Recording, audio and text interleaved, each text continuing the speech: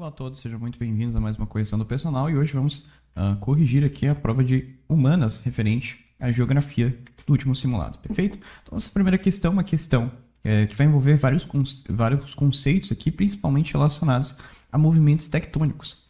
Uma questão que vai falar sobre a formação do Himalaia. Então, ele vai dar esse texto aqui pra gente falando sobre a formação do Himalaia.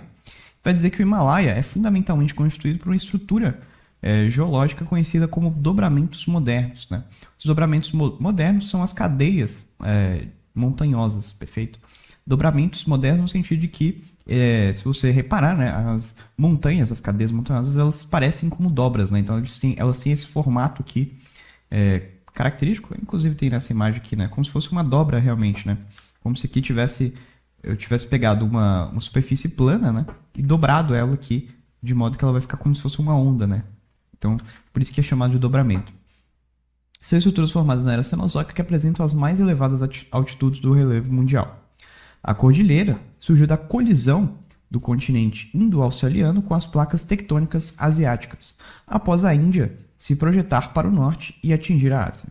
Dessa forma, o continente indo-australiano foi pressionado para baixo do continente asiático. Dessa colisão se ergueram as cadeias de montanhas do Himalaia, perfeito? Bom, então aqui a gente tem uma típica questão, de fato, de movimentos tectônicos, né? Aqui está sendo retratado, né, justamente um movimento de placas tectônicas, né? Uma formação montanhosa originada desse movimento de placas tectônicas, né? Não à toa, o próprio texto vai nos dizer que essa cordilheira ela surgiu com a colisão do continente indo-australiano com as placas tectônicas asiáticas. Ou seja, foi um movimento de colisão. Isso foi um movimento de colisão que gera cadeias montanhosas. Foi um movimento convergente. Tá? A gente tem esses três movimentos aqui, né, bem representados nesse desenho que coloquei. Esses são os três movimentos tectônicos típicos, né? Que é o movimento divergente, em que as placas tectônicas se afastam. A gente tem o movimento transformante, em que, em que duas placas tectônicas, né, deslizam-se uma na outra, lateralmente. E a gente tem o limite convergente, em que duas placas tectônicas se chocam, né? E por isso o nome convergente, né? Elas convergem em um único ponto e elas se chocam. Geralmente, esse fenômeno está relacionado ao fenômeno de subducção, em que uma placa tectônica mais densa entra debaixo da outra, né? Inclusive, isso é citado aqui na própria questão quando ele diz, né, que o continente indo-australiano foi pressionado para baixo do continente asiático, né? Que é justamente esse movimento aqui retratado na imagem aqui, né, que eu coloquei. Claro, essa imagem não está na questão, né, como vocês bem sabem. Eu estou colocando essas imagens aqui só para ilustrar os pontos que eu vou falando ao longo da questão. Enfim, esse movimento convergente, né, ele geralmente está relacionado à subducção, em que uma placa tectônica choca com a outra e uma vai para baixo e a outra fica por cima, né? Isso é chamado de subducção. Ou seja, esse movimento aqui estipulado nessa questão tem todas as características de um movimento tectônico convergente. Por quê? Por que é um movimento convergente? Porque a gente está tendo geração de cadeias montanhosas, que é típico, né, de movimentos convergentes, e a gente tem encontro de placas tectônicas, né, que é típico de movimento convergente também, é literalmente a definição, né, de um movimento convergente, é justamente um movimento em que duas placas tectônicas convergem a um único ponto, né, se encontram no único ponto. E além disso, né, ele ainda fala sobre a subducção, né, em que um continente foi pressionado para baixo pelo outro.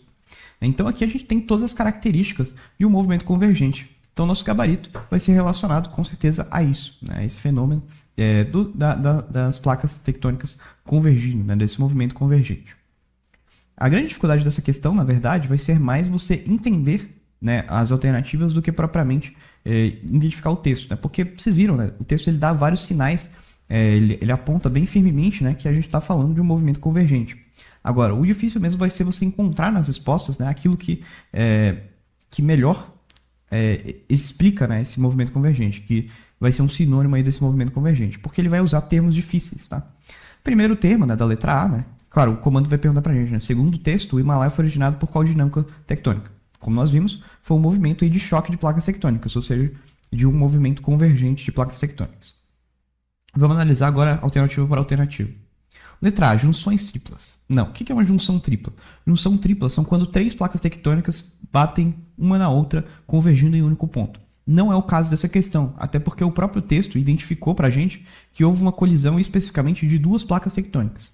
Ou seja, não foram três e, portanto, não pode ter sido uma junção tripla. A letra B, que é o nosso gabarito, é a resposta correta, margens ativas, certo? E aqui vai entrar um sinônimo muito utilizado, tá? Para se referir às placas tectônicas que são que é essa nomenclatura de margens, tá?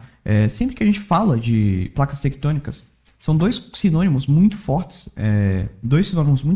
que aparecem relacionados à placa tectônica. É o sinônimo de limite, margens e placas tectônicas. No fim, as três significam praticamente a mesma coisa. Margem, limite e placas tectônicas são praticamente a mesma coisa. As margens e os limites, né, eles são basicamente os limites mesmo, as margens das placas tectônicas, como o próprio nome diz, né? Ou seja, são essas partes aqui que entram em contato, né, ao longo do movimento aí da placa tectônica, né? Então são as margens propriamente mesmo da placa tectônica em si. E no caso, né, esses movimentos de margens, eles são distinguidos, né, em dois tipos. A gente tem as margens ativas e a gente tem os movimentos de margem passiva, tá? Então a gente tem as margens, os movimentos de margem ativa e os movimentos de margem passiva. Qual que são os movimentos de margem ativa? São todos aqueles em que as margens dessas placas tectônicas estão diretamente no impacto. Quais são eles? O movimento transformante, porque no movimento transformante as duas margens das duas placas tectônicas estão encostando, né, estão deslizando uma na outra, e o movimento de limite convergente, né, ou seja, o movimento aí convergente, porque justamente, né, as duas margens estão diretamente colidindo uma com a outra. Ou seja, nesses dois há uma atividade das pontas, né? Ou seja, o movimento transformante e o movimento convergente. E os movimentos de margem passiva são aqueles movimentos divergentes, são única e exclusivamente, né, aqueles movimentos divergentes. Por que eles são movimentos? Por que esses movimentos divergentes são movimentos de margem passiva? Porque nesses movimentos não há um choque, né? Não há propriamente uma atividade das margens, não há uma colisão dessas margens, né? Não há um deslizamento, não há uma atividade nessas margens das placas tectônicas, né? Porque como elas estão divergindo, né, elas não vão ter o choque, elas não vão ter atividade. Então esse movimento ele é caracterizado, né, como um movimento passivo, né, justamente porque ele não tem atividade, ele não tem nenhuma colisão. Perfeito? Então fica essa distinção que é importante, inclusive vai cair em uma das questões, uma das próximas questões que a gente vai analisar, uma das últimas questões, salvo engano, que vai analisar agora sobre a ótica, né, das margens passivas. Então é importante você conhecer essa nomenclatura, né, de placas tectônicas, sempre que ele fala de limites e margens, né, são a mesma coisa, são basicamente as pontas das placas tectônicas, né, são as margens, como o próprio nome diz. Perfeito? Então esse aqui vai ser o nosso gabarito, por quê? Porque como a gente identificou, né, o texto ele fala sobre um movimento convergente de placas tectônicas. Ou seja, um movimento convergente ele é um movimento, como a gente classificou, né, de margens ativas, justamente porque as margens das placas tectônicas se chocam uma em direção à outra, né, e portanto isso constitui um movimento de margem ativa. Vamos analisar as outras alternativas. A letra C está errada, né, porque ela fala de dorsais oceânicas. E as dorsais oceânicas, o que são as dorsais oceânicas? Eu até coloquei uma imagem aqui, vou dar um zoom nela para mostrar melhor. As dorsais oceânicas, vou ter que deixar assim, né, para ela aparecer aqui. Mas basicamente as dorsais oceânicas são esse fenômeno onde duas placas tectônicas, né, estão se afastando uma da outra, ou seja, um movimento divergente. E nesse movimento divergente, como vocês reparam aqui, né, tem uma placa tectônica indo para a direita e outra placa tectônica indo para a esquerda. Nesse movimento divergente, o que vai acontecer? Né? O magma vai subir, o magma que está no centro da Terra, né, ele vai subir, o magma que está debaixo da Terra, né, ele vai subir. E nesse momento que ele sobe, né, vai ter uma abertura aqui, porque as duas placas tectônicas, né, vão estar se afastando. Isso vai gerar um vácuo, isso vai gerar um orifício aqui, né, pelo qual esse magma ele vai subir e ele vai congelar entre aspas, né, vai solidificar com a água do mar. E quando ele solidifica com essa água do mar, ele vai formar estruturas conhecidas aí, né, como as dorsais oceânicas. Ou seja, que é como se fosse uma ampliação aí mesmo da área desse mar, né? Ou seja, as placas tectônicas elas se afastam, o magma sobe, esse magma se encontra com a água do mar, do oceano, né? E quando ele se encontra com essa água, ele solidifica formando essas dorsais oceânicas. Ou seja, dorsais oceânicas está muito mais associado, né, ao movimento divergente, né, um movimento de separação de placas tectônicas. As dorsais oceânicas só ocorrem em movimentos de divergência. Então não pode ser o caso da nossa questão aqui, porque a gente está tratando de um movimento convergente. Perfeito? Letra D não faz sentido também, porque ele fala de limites transformantes. Limites transformantes, como a gente viu, né, são limites em que duas placas tectônicas deslizam-se uma em relação à outra, aqui nesse sentido, né, nessa imagem aqui que eu estou apontando para vocês ali. Né? Ou seja, isso não é característico de choque, né, colisão direta de duas placas tectônicas. E os limites transformantes eles não costumam, né, ser associados também a essa ideia de subducção que o texto dá a entender, e também não estão muito associados a essa questão também de gerar dobramentos modernos. Tá? Dobramentos modernos, sempre que ele fala de dobramentos modernos, geralmente está associado, né, a movimentos convergentes. Então não pode ser movimentos transformantes. E por fim, é importante ressaltar também, né, que a principal característica dos movimentos transformantes é a geração de falhas. Inclusive, até coloquei a imagem aqui, né, da falha de San Andreas, que é provavelmente a falha mais conhecida, né, oriunda justamente desse movimento transformante. Então a gente tem duas placas, né, que fazem esse movimento aí transformante e elas geram essas falhas, né? E a mais famosa é a falha de San Andreas. Perfeito? Então, geralmente, quando uma questão fala de limites, né, quando a resposta certa é o limite transformante, sempre vai ter algo a ver com falhas, né? Geralmente é isso. Claro que pode ter outros aspectos aí a serem cobrados, mas geralmente fala de falhas. Né?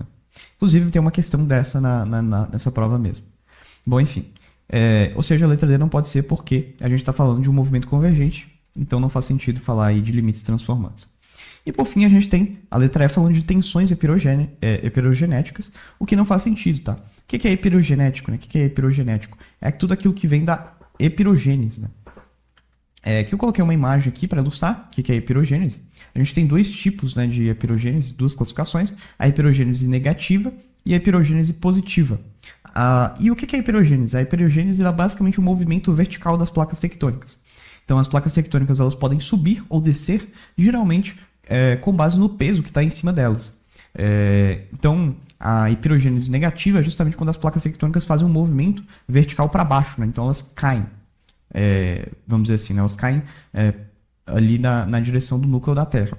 E a gente tem a hiperogênese positiva, que é geralmente quando há um soerguimento, né? Daí, por exemplo, quando ocorre com os dobramentos, né, modernos. Quando a gente tem movimentos de subducção e tal, né? Porque aí uma fica por cima, então ela acaba subindo mesmo, né? Acaba tendo uma hiperogênese positiva. Por isso, inclusive, que tem uma dobra moderna aqui, né? A gente tem uma montanha aqui, justamente representando essa hiperogênese positiva, né?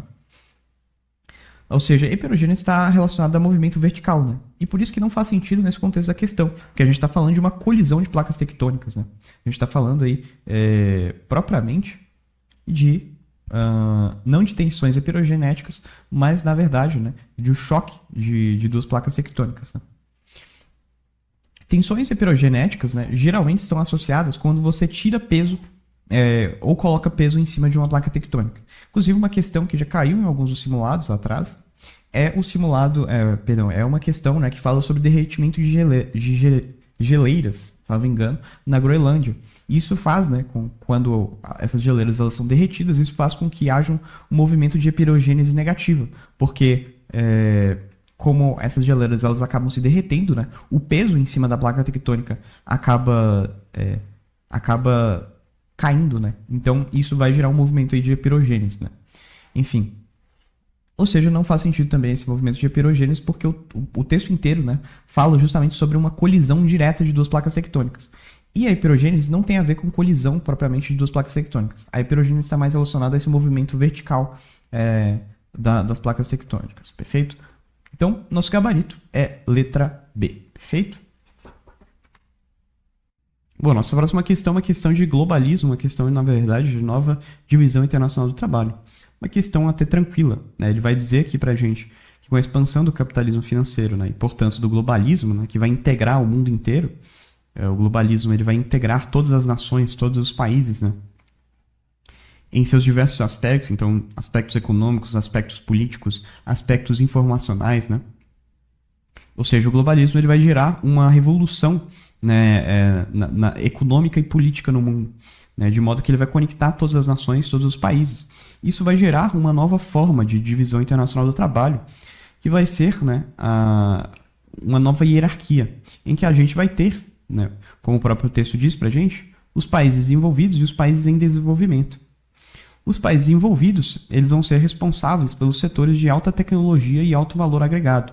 Então, eles vão estar ligados aí, portanto, né, à indústria de ponta. Ou seja, a indústria que vai produzir alto valor agregado. Enquanto que os países em desenvolvimento, né, eles vão produzir uma indústria, né, que tem menor valor agregado, ou seja, uma indústria intermediária, aquela indústria da agropecuária, aquela indústria da extração de minérios, aquela indústria da geração de energia, certo? Ou seja, a gente tem uma hierarquia. E como que vai funcionar, né? Como a gente está no mercado integrado, o que vai acontecer? Os países desenvolvidos, eles vão exportar para os países em desenvolvimento a indústria de alta tecnologia que eles produziram lá dentro, e os países em desenvolvimento vão exportar, por sua vez, para os países envolvidos essa indústria, né, de baixo valor agregado. Então, a agricultura de exportação, né, agropecuária de exportação, exportação de minérios, de energia e tudo mais.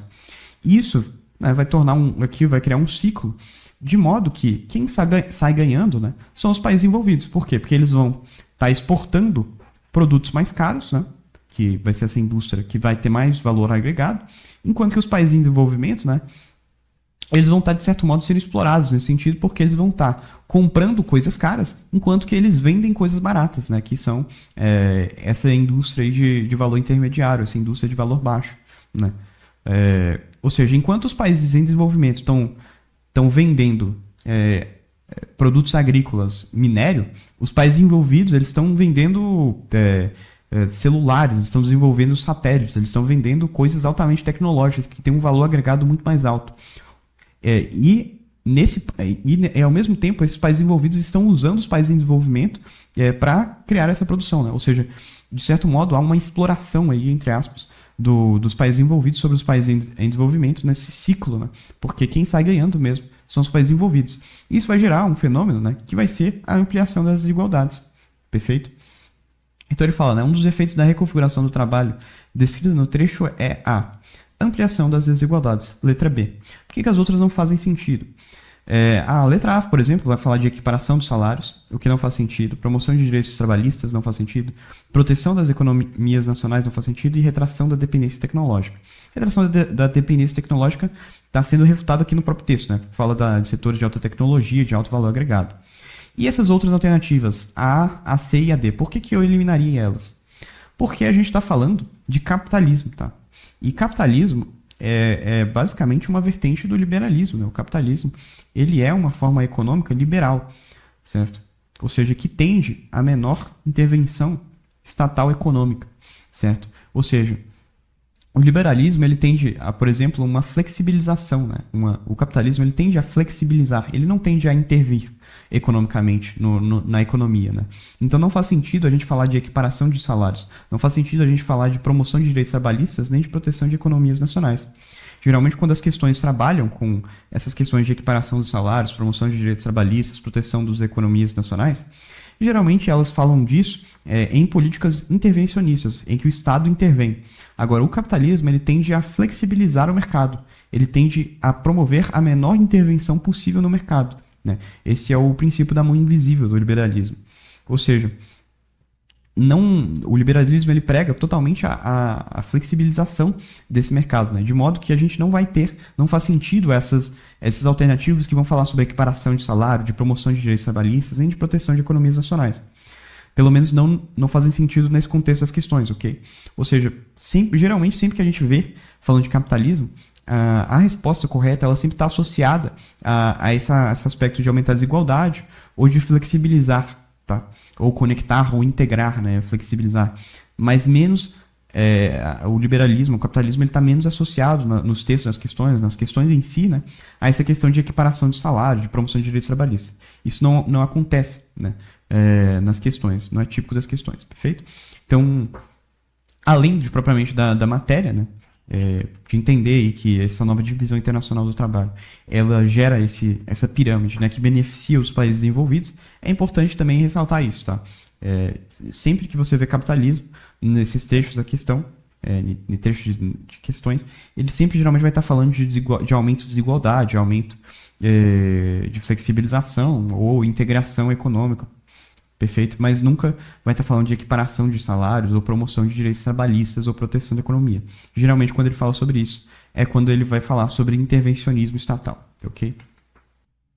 Bom, nossa próxima questão, a questão 52, uma questão que vai falar sobre a moradia precária no Brasil e nos centros urbanos como um todo, né? Então ele vai dar um texto aqui citando sobre isso.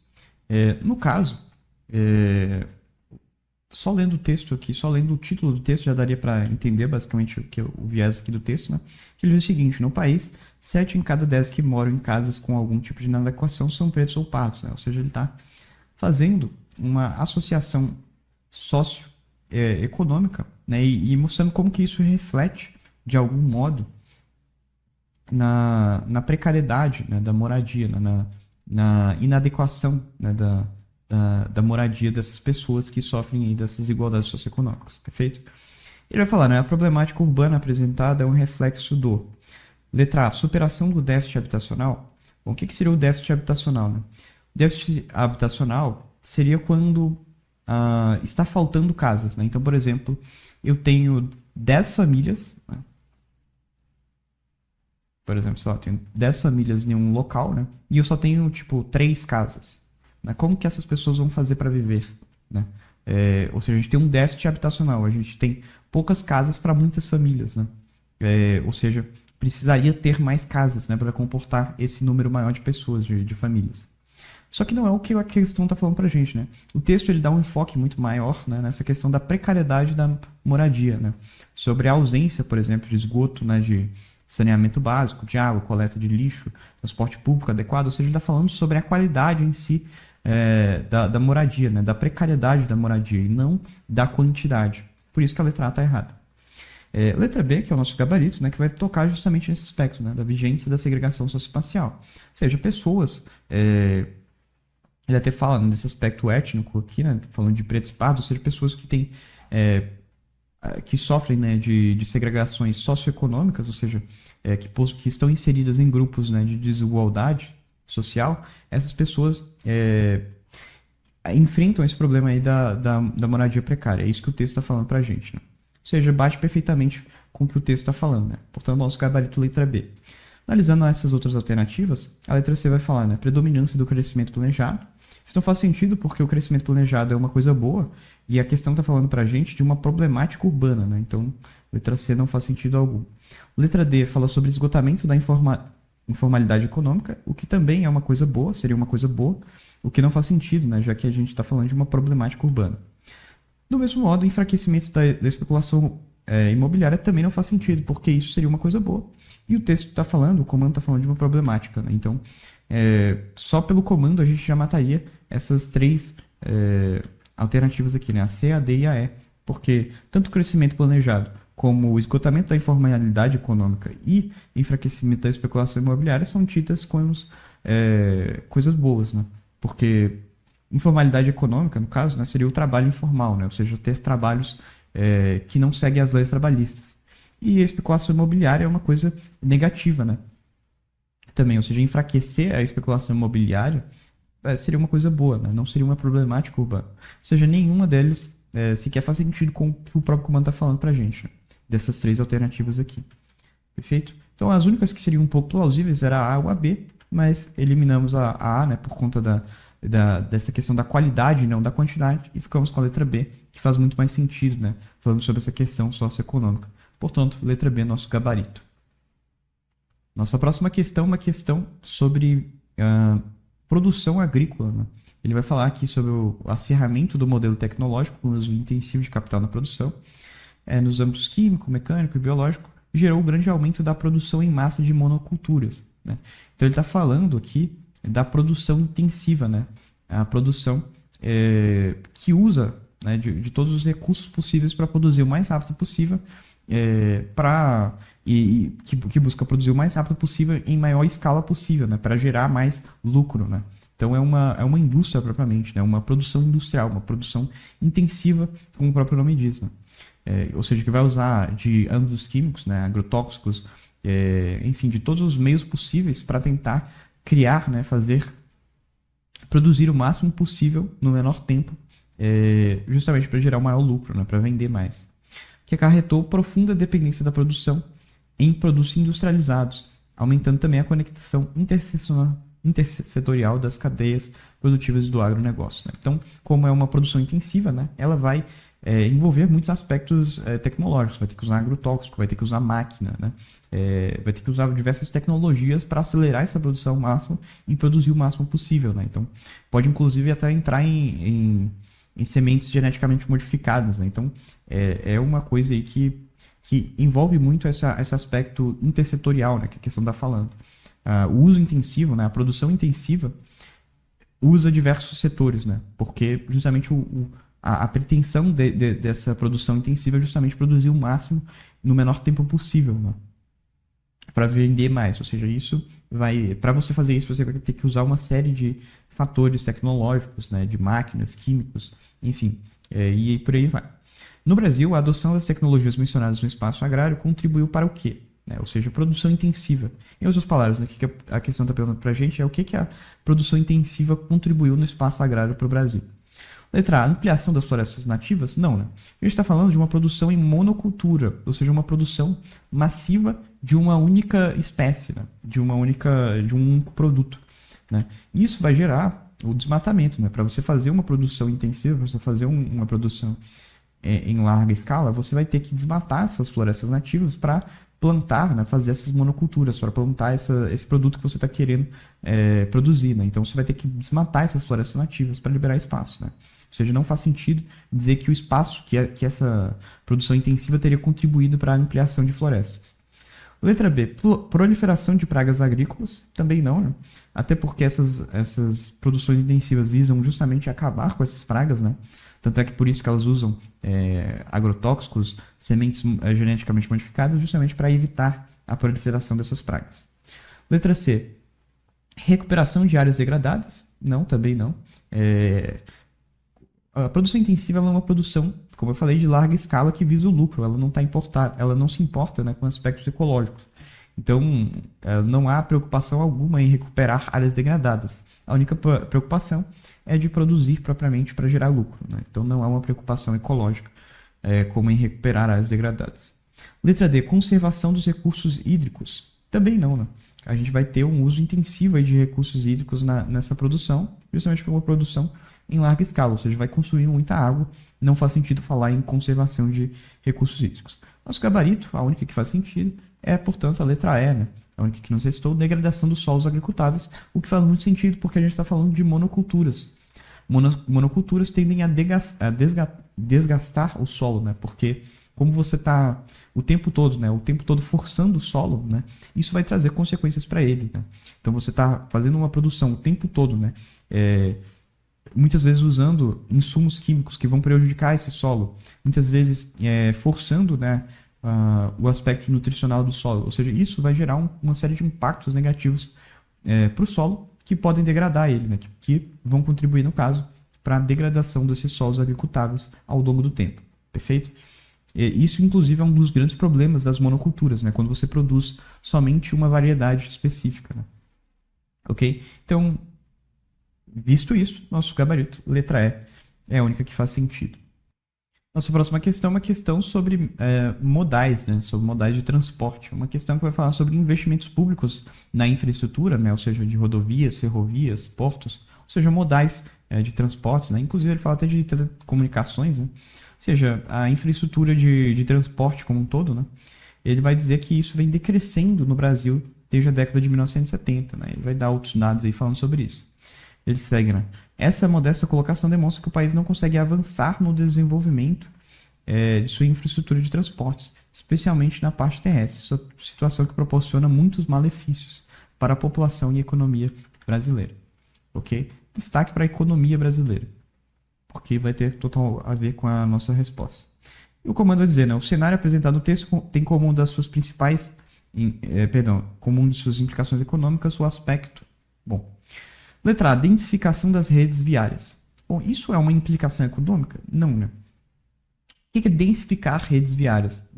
Seria você acumular, né, em um único ponto, né? Você densificar, ou seja, tornar uma coisa mais concentrada, né, mais densa em um único ponto. Isso não tem implicações econômicas propriamente, né? Isso não é, pelo menos explicitamente, não traz explicitamente uma implicação econômica. Talvez até possa gerar alguma implicação econômica indiretamente, mas não diretamente, não explicitamente, né?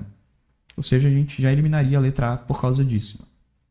Letra B, que é o nosso gabarito, oneração de custos logísticos. Exatamente, né? Se não há investimentos públicos na infraestrutura, ou seja, se o governo ele não se preocupa em melhorar as ferrovias, em melhorar as rodovias, né? Melhorar as estradas, em melhorar a regulação dessas estradas, né? As vias propriamente de transporte, isso vai gerar cada vez mais a oneração de custos logísticos.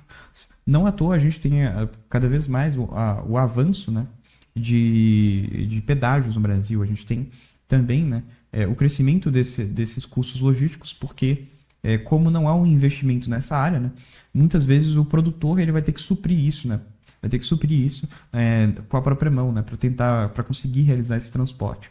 Ou seja, cada vez mais, né, conforme não há um investimento público nessa infraestrutura de transporte, alguém vai ter que pagar por isso. Ou o produtor, que vai perder coisa aí nesse meio, ou ele vai ter que tirar do próprio bolso dele para conseguir bancar uma rota que seja que tenha uma estrada melhor, né, que ele vai ter que pagar pedágio, enfim, alguma coisa, e isso vai ser ruim para ele, né? Ou seja, vai haver uma oneração dos custos logísticos porque não há um investimento nesse meio, né, de infraestrutura de transporte. Talvez, né, algumas pessoas tenham ficado confusas com a forma com essa letra B está escrito, porque não sabe muito bem o que é oneração, tá? Mas oneração é basicamente você aumentar taxas, né? Você ou colocar uma nova taxa, enfim, aumentar taxas ou aumentar o custo de algo, né? E também logístico, né? Sempre que falar de logística, você associa com transporte, tá? Então, talvez essa letra B confundisse porque ela tem algumas palavrinhas difíceis, mas ela está perfeita aqui no contexto da questão. Portanto, o nosso gabarito seria a letra B. Vamos dar uma olhada nas outras alternativas. Fortalecimento do setor secundário, não faz sentido. Setor secundário não tem nada a ver com transporte, né? Setor secundário geralmente está associado a um aspecto industrial, né? Que não tem a ver com infraestrutura de transporte, né? Incremento no transporte intermodal. Pelo contrário, né? Se a gente está tendo um investimento público decrescente, ou seja, se está tendo menos investimento, a tendência é que a gente tenha menos modalidades de transporte, né? Se a gente consiga fazer menos transporte intermodal. Até porque transporte intermodal, ele geralmente é benéfico, né? Ele geralmente funciona bem. Ou seja, ele depende, inclusive, né, de um certo investimento público. Ele depende de um certo investimento econômico. Você precisa ter dinheiro para fazer transporte intermodal, né? Porque ele é mais caro do que o transporte normal, né? Que você usa só um modal. Já que você vai estar usando vários, né? Você vai gastar mais, né? Então não faz sentido no contexto aqui apresentado pela questão. A letra E, aumento da competitividade comercial. Não, né? Se está tendo menos investimento, se a questão está piorando cada vez mais do transporte, a tendência é que a competitividade, na verdade, vai diminuir, né? Que a competitividade vai diminuir economicamente, ou seja, não faz sentido também essa letra E. Portanto, nosso gabarito, letra B, é a única que faz sentido. Nossa próxima questão é uma questão sobre migração. Uma questão que vai dar um texto aqui falando pra gente, né, que os movimentos migratórios contemporâneos representam uma das dinâmicas sociais mais complexas e impactantes do século XXI. Ele vai dizer, né, estima-se que atualmente mais de 280 milhões de pessoas vivem fora de seus países. Que isso está, né, diretamente relacionado a fatores políticos, econômicos, ambientais e sociais. Okay?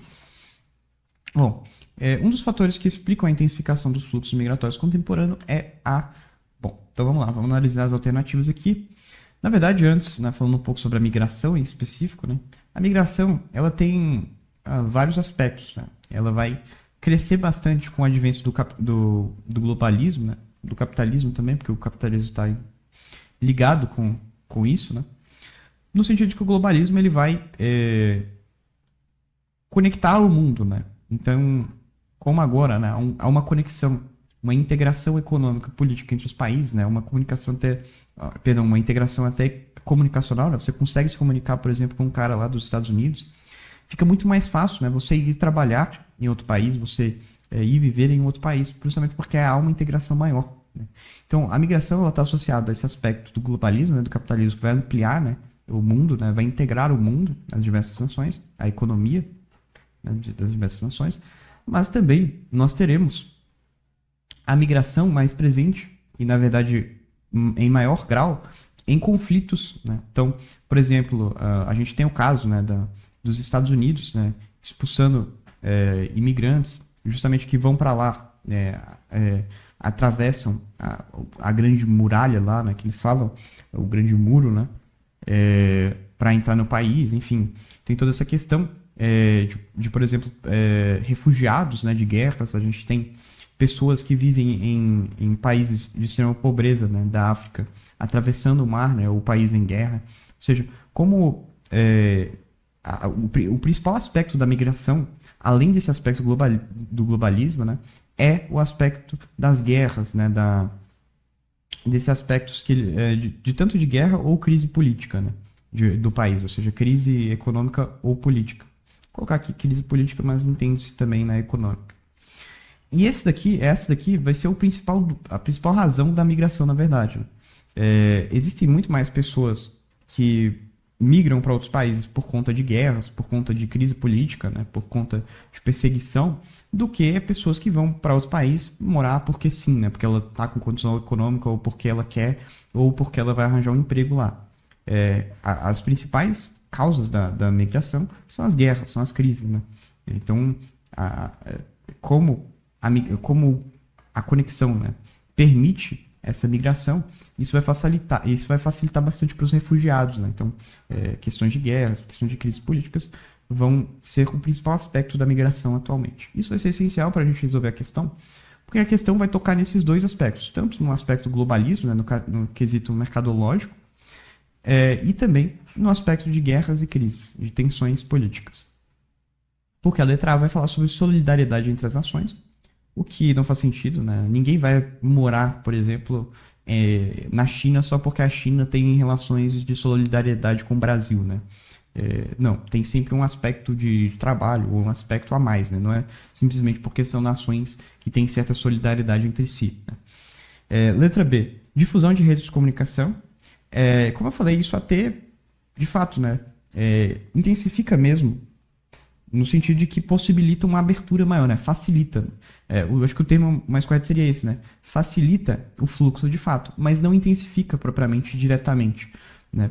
Por que facilita, né? Porque facilita porque você pode comunicar mais facilmente, tal, com pessoas de outros países, você consegue arranjar um emprego muito mais fácil fora do país do que antigamente. No entanto, isso não intensifica, isso não é a principal, né? Isso não é o principal fator, isso não é o fator fundamental aqui em questão, né? Na verdade, é só um auxiliador, vamos dizer assim. É aquilo que facilita essa intensificação, mas não é aquilo que causa a intensificação propriamente. Letra C, exacerbação das tensões políticas. Exatamente a causa principal, né, da intensificação dos fluxos, que é justamente essas crises políticas, essas guerras, né? Como eu falei, tem muito mais pessoas que vão para outros países, que migram para outros países por conta de guerras, por conta de crises políticas, por conta de crises econômicas, né? Vivendo no país delas, né? Então, situações de alta pobreza ou situações de guerra civil, né, vai gerar, né, com que muitas pessoas busquem em países mais envolvidos como refúgio, né? E daí vão surgir os refugiados propriamente. Então essa é a principal atividade, né, que intensifica aí o fluxo migratório. Letra D, ampliação do comércio internacional. Bom, como eu falei, o globalismo, de fato, o capitalismo, ele vai ter esse aspecto mercadológico, de fato, mas isso não é o principal fator de intensificação dos fluxos, né? O principal fator querendo ou não, essas tensões, né, políticas, guerras, crises políticas nesses países. Não é a ampliação do comércio internacional. A ampliação do comércio internacional, novamente, surge como um facilitador, mas não como uma causa direta, né, dessa intensificação. Por isso que não seria ela. Além de, claro, não ser o fator principal. Né? Volto a repetir, o fator principal são as guerras, as crises políticas. Letra E, necessidade dos destinos geográficos, não. Eu, sinceramente, eu nem entendi essa letra E. Necessidade dos destinos geográficos, no sentido que você sempre tem que sair de um lugar e ir para outro, não faz muito sentido, né? Mas, enfim. Letra C, nosso gabarito, é a que mais coaduna, né, com esse aspecto aí da migração que nós experienciamos atualmente, perfeito? Então, esse aí é o nosso gabarito. Nossa próxima questão é uma questão sobre matriz energética, uma questão super simples. Ele vai dar um texto aqui para a gente falando sobre energia limpa, né? Então ele vai falar aí sobre energia limpa, sobre tecnologia, cooperação entre Brasil e China para isso e tal. Enfim, vai falar, né? Como citando aqui o título, né? Ele vai falar aí sobre essa questão da energia limpa e como que inovações tecnológicas vão trabalhar para gerar uma energia limpa, né? O que é uma energia limpa? Energia limpa é uma energia sustentável, né? Uma energia que não corrompe o meio ambiente, né? Que não destrói o ambiente. Ou seja, que não causa muitos impactos negativos para o meio ambiente. O contrário da energia limpa é a energia suja, né? A energia proveniente de combustíveis fósseis, né? Porque os combustíveis fósseis eles emitem gases do efeito estufa, ou seja, são gases que vão provocar, né, o aumento do aquecimento global, o que é maléfico para o nosso planeta, perfeito? Então a energia limpa, né, a principal funcionalidade dela, né, é justamente surgir como um substituto à energia suja, né? Ou seja, para evitar aí as principais consequências negativas da energia suja, como a degradação do ambiente, o efeito estufa, né, que gera o aquecimento global, enfim. O principal aspecto da energia limpa é ser mais sustentável, né? E ele vai falar, a adoção das tecnologias mencionadas no texto, ou seja, a adoção, né, de energia limpa, busca, letra A, né, ampliar a participação de recursos limpos na matriz energética. Ou seja, eles estão fazendo isso, né, sistema de hidrogênio verde, né, amônia verde, aerogeradores, são tecnologias que buscam a uma energia limpa, né, visam a uma integração de uma energia que gere menos impactos ambientais, né? Perfeito? Então é exatamente isso que o texto está falando. Não à toa ele diz isso claramente, né? Energia sustentável, né? Transformação energética sustentável no país. Ou seja, uma energia que não prejudique o meio ambiente, né? As outras alternativas não fazem sentido algum. Viabilizar o fim do horário de verão não é a finalidade da energia limpa. Viabilizar o fim do horário do verão, com certeza é a menor das prioridades, né, de uma produção tecnológica, né? A produção tecnológica ela tem muitos mais problemas para se lidar, né? Como, por exemplo, né, a própria destruição do meio ambiente. Então, definitivamente não é a letra B. A letra C, favorecer o consumo de combustíveis fósseis. Não, né? Combustíveis de origem fóssil, eles são sujos, né? Eles são energia suja, ou seja, energia que vai gerar gases do efeito estufa, né? Que gera aquecimento global, que é muito maléfico para o meio ambiente. Inibir a importação por parceiros comerciais, não, né? O Brasil ele quer, na verdade, comercializar, ele quer lucrar, ele quer fazer troca econômica para rodar a economia, né? Letra E, reduzir a demanda por energia elétrica, não, né? A gente precisa de energia elétrica, né? Para viver, a gente precisa de energia elétrica para manter o funcionamento civilizacional, né? Não tem como você diminuir a energia elétrica. Do nada chegar na casa do pessoal e falar, acabou tudo aí, tira a sua geladeira, para de usar luz, que agora a gente vai parar de usar energia elétrica, né? Não é assim que funciona. Então, assim, as outras alternativas, né, são todas sem pés, sem nem cabeça, sem pé ou cabeça. Então, nosso único gabarito coerente aí é a letra A. Questão super tranquila. Próxima questão também é uma questão super tranquila, uma questão que vai falar sobre o domínio, né, da balança comercial agrícola no Brasil, né? Que ele vai dizer, né, que o Brasil ele é um grande supridor mundial de alimentos, né? Ou seja, o Brasil ele é um grande exportador de alimentos da agricultura, da agropecuária, né? Vai falar, né, que o Brasil ele exporta muito soja, carne, algodão, milho, café, açúcar, celulose, fumo, suco de laranja, ou seja, tudo isso aí relacionado ao mundo agrícola, né, ao mundo da agropecuária. Ou seja, o Brasil, sintetizando o texto, ele é um grande exportador agrícola, né? Perfeito? E se ele é um grande exportador agrícola, ele tem que ter muitas terras agricultáveis. E, portanto, né, um fator que justifica o cenário abordado no trecho é a expansão das terras cultiváveis, ou seja, terras agrícolas, né? Não tem como você ser um grande exportador agrícola se você não tiver muitas terras cultiváveis para você produzir essa agricultura, essa agropecuária, perfeito? Então, é super simples o nosso gabarito, letra B. A letra A, né, vai falar sobre uma retração da demanda mundial, que não faz sentido, dado que o Brasil está se destacando justamente por exportar em larga escala, né, esses produtos, ou seja, o que demonstra, né, que há, na verdade, um crescimento ou uma certa demanda grandiosa, né, desses produtos, né, ou seja, não faz sentido falar em retração. Letra C, fala sobre ampliação da reindustrialização. Reindustrialização está mais focada, né, está mais relacionada à produção especializada de produtos mais sofisticados, né, de mais valor agregado. Então, certas tecnologias, na produção de alta tecnologia. Isso não propriamente entra na questão de exportação agrícola. Né? A exportação agrícola é uma indústria de nível intermediário, de nível de valor agregado mais baixo do que as indústrias de alta tecnologia. Né? Nossa letra D, né? Valorização dos saberes tradicionais, não faz sentido nenhum, né? Saberes tradicionais seria o quê, né? E como que isso ajuda o Brasil a ser um exportador agrícola mais eficiente? Na verdade, até onde eu sei, né, os saberes tradicionais, eles buscam uma preservação do meio ambiente, né? Você usar organicamente o meio de forma sustentável e usar ele de forma de subsistência, né? Não como um meio de exportação, né? De produção em massa. Ou seja, não faz sentido essa letra D aqui. A letra E, diminuição da produtividade agrícola, que não faz sentido. Né? Se você está exportando massivamente, você é um grande supridor mundial. Né? Se você supre esse produto aqui para diversas nações no mundo inteiro, como que você está diminuindo a produtividade agrícola? Não faz sentido. Então, assim, outra questão super tranquila, né? As outras alternativas não fazem muito sentido. Nosso gabarito, letra B. Próxima questão, uma questão aqui sobre deslizamento tectônico, ou seja, movimento tectônico.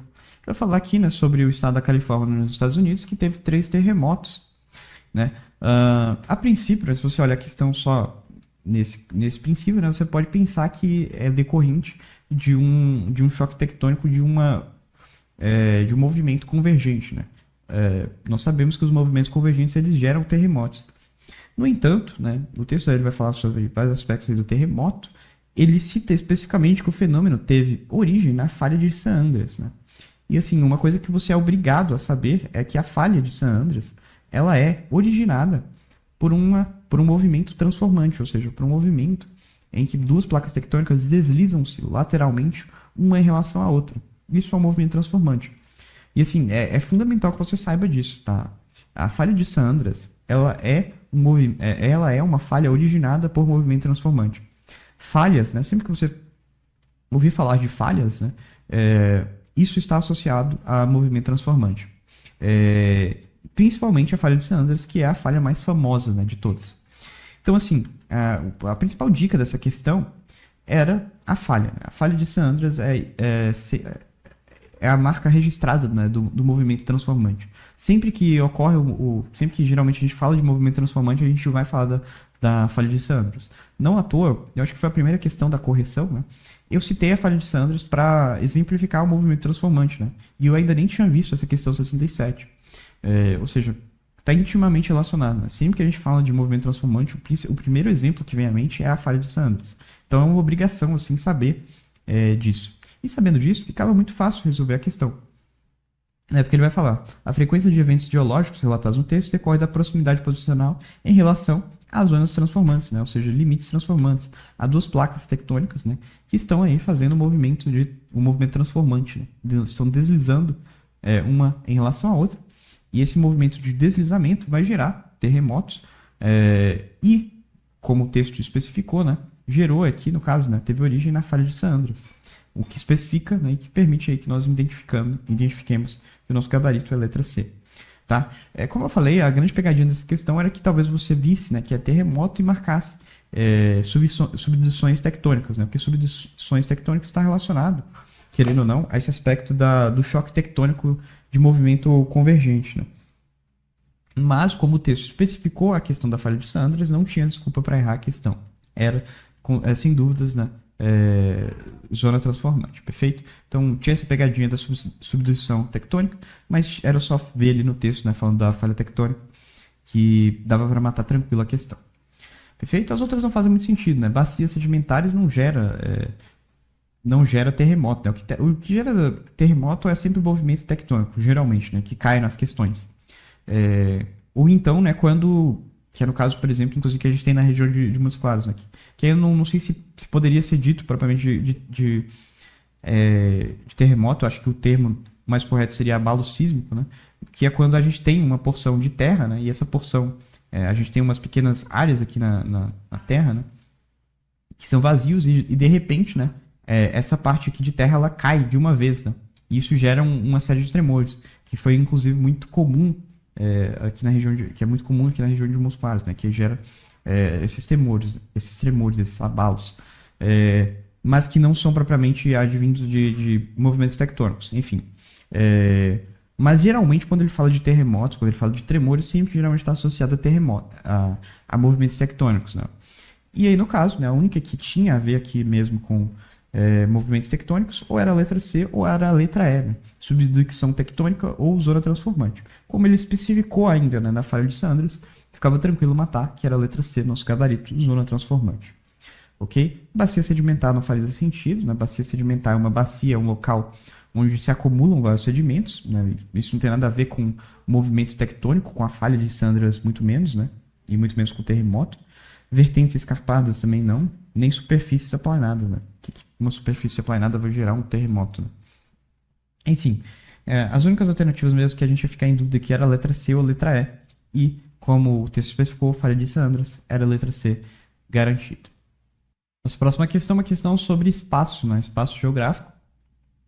Uma questão que vai falar aqui sobre essa questão do entendimento da territorialidade. Meu Deus do céu, não estou conseguindo pronunciar, mas é isso daí. Texto 1, ele vai dar dois textos para a gente, né? Ele quer que a gente encontre, né, qual que é o aspecto que converge nos dois textos. Para ser sincero, é praticamente uma questão de interpretação de texto, praticamente uma questão de linguagens com um tema de fundo de geografia, né? Mas no fundo era só uma questão de você encontrar qual que é o aspecto que unifica esses dois textos, né? Era verdadeiramente uma questão de interpretação mesmo. Perfeito? Ele vai falar, né? O território envolve sempre ao mesmo tempo, mas em diferentes graus de correspondência, intensidade, uma dimensão simbólica, cultural, através de uma identidade territorial atribuída pelos grupos sociais como forma de controle simbólico. Ou seja, você vê aqui, né, aqui no texto 1 ele está ressaltando essa dimensão simbólica, esse aspecto cultural, identitário, ok?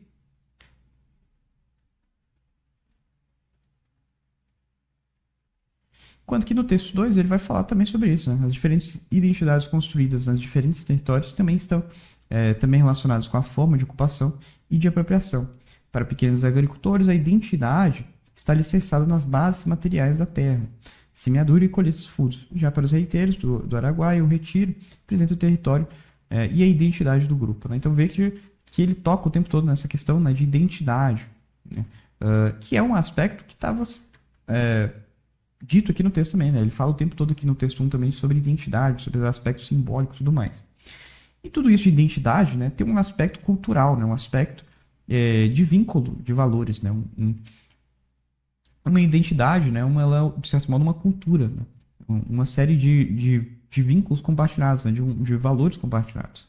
Que é o que a questão lá está falando para a gente, né? Ou seja, que os dois textos eles convergem no aspecto de que a territorialidade, né, ela se dá quando há uma consolidação de vínculos, né? Quando há uma identidade em comum, quando há uma cultura em comum, perfeito?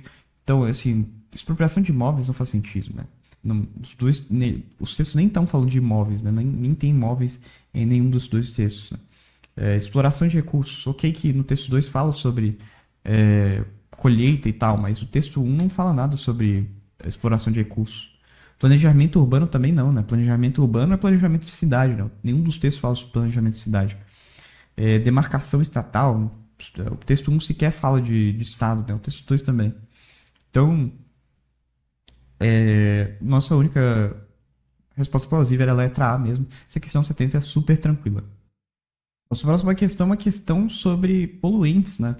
Poluição atmosférica. Ele vai falar, né, que uma vez introduzidos na atmosfera, os poluentes são transportados pelo vento. Não se trata de um simples transporte, mas de um transporte acompanhado por diluição progressiva no ar ambiente designado de dispersão. O fenômeno descrito no trecho ocorre em função da letra A, chuva convectiva? Não, né? Chuva envolve principalmente a água, né? O texto em nenhum momento fala sobre água, ele fala muito mais sobre vento. Umidade reduzida? Também não, né? Não fala sobre a ausência de umidade, fala sobre o vento enquanto principal transportador e como ele de algum modo se dispersa e dilui no vento, né? No ar, por ação do vento, né? Barreira orográfica? Não, né? Orográfico tem a ver com montanhas, né? Com cadeias montanhosas. O texto não fala sobre montanhas. Refletividade superficial? Também não, né? Refletividade superficial tem mais a ver com, por exemplo, o calor, né? Tá associado àquela questão das ilhas de calor, né? O sol, ele bate nas cidades, né? Nas rodovias, e pelo fato das rodovias das cidades, né? Das casas serem compostas por materiais que não absorvem calor, né? Que refletem esse calor, daí a gente gera as famosas ilhas de calor, né? Enfim, a refletividade está mais associada ao calor, né? À luz. Não tem a ver com essa questão do vento. Perfeito? Então o que nos sobra é a turbulência atmosférica, que compactua perfeitamente com essa questão do vento, né? Ele está falando, primeiro, né, do vento como principal agente, que é o principal agente de fato na turbulência atmosférica, e da diluição progressiva no ambiente, designando dispersão. Eu gerei até uma imagem aqui na inteligência artificial para mostrar um pouco como isso funciona. Não ficou como eu queria, mas eu vou tentar explicar aqui, né? Então a gente tem a emissão dos poluentes, né? Que é o que a questão está falando, né? Que os poluentes eles são introduzidos na atmosfera. E pelo vento, né? O que acontece? O vento vai puxando, o vento vai jogando esses poluentes. E o que vai acontecer, né? Vai haver uma diluição progressiva desses poluentes que estão sendo jogados aqui pelo vento, né? No próprio ar atmosférico aqui, né? No ar ambiente. Ok? Então, por conta da turbulência, o que é a turbulência, tá? A turbulência é quando... Porque, assim, geralmente quando a gente está na atmosfera, né? A gente tem um vento bem ordenado. A turbulência é quando ocorre um movimento caótico dos ventos, né? Isso geralmente ocorre porque há uma diferença nas camadas do vento, né? De velocidade. Também tem a ver com o movimento de convecção, né? Dos ventos. Então ele dá uma turbulência, né? Ele do nada ele está ordenado aqui. A gente está, por exemplo, numa situação ordenada. Mas quando ocorre uma turbulência, o vento, né? Ele começa a se dobrar, assim, ele cria meio que ondas, né? Esse movimento ondulatório aqui em decorrência dessa diferença da velocidade, por conta dos movimentos de convecção também, né, do vento. Então, ele gera um movimento de onda, um movimento bem desordenado, um movimento caótico. E quando ele faz esse movimento caótico, né, é meio como se ele estivesse mexendo, assim, né? Como se ele estivesse dispersando mesmo. E é aí que acontece a diluição, né? Como se, por exemplo, você estivesse diluindo Nescau em Toddy. Nescau em Toddy não, Nescau em um copo de leite, sabe? Mesma coisa, você mistura ali, né? Você vai misturando, você vai movimentando a colher no copo de leite com Nescau para diluir o Nescau no leite propriamente, né? Um achocolatado no leite. Do mesmo modo, né? Quando os poluentes, né, eles encontram essas turbulências atmosféricas, essa turbulência ela gera esse movimento caótico, né? Ondulatório, que vai de pouco em pouco diluindo progressivamente esses poluentes no ar ambiente. Ou seja, é exatamente o que está... essa explicação compreende perfeitamente, né? A turbulência atmosférica ela explica perfeitamente o que está sendo escrito aqui no texto. Perfeito? Então é isso aí. Nosso gabarito, letra E. Nossa próxima questão é uma questão super parecida que caiu no primeiro simulado do Bernoulli, o Bernoulli 0. É uma questão muito parecida, que, porém, vai mudar algumas coisas, né? É claro, senão seria a mesma questão. Uma questão super parecida, que é uma questão sobre a origem de estalactite e estalagmite. No primeiro, no Bernoulli 0, né? Quem tiver interessado, só voltar aí, tem a correção aqui no canal, inclusive, sobre esse mesmo aspecto aí. Né? O que vai acontecer? Ele vai dar um texto aqui falando sobre estalactite, estalagmite, vaporitos e tudo mais.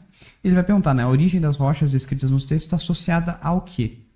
Bom, eu expliquei lá, mas vou explicar aqui novamente, claro, que a estalactite, né, caiu uma questão muito igualzinha essa aqui, né?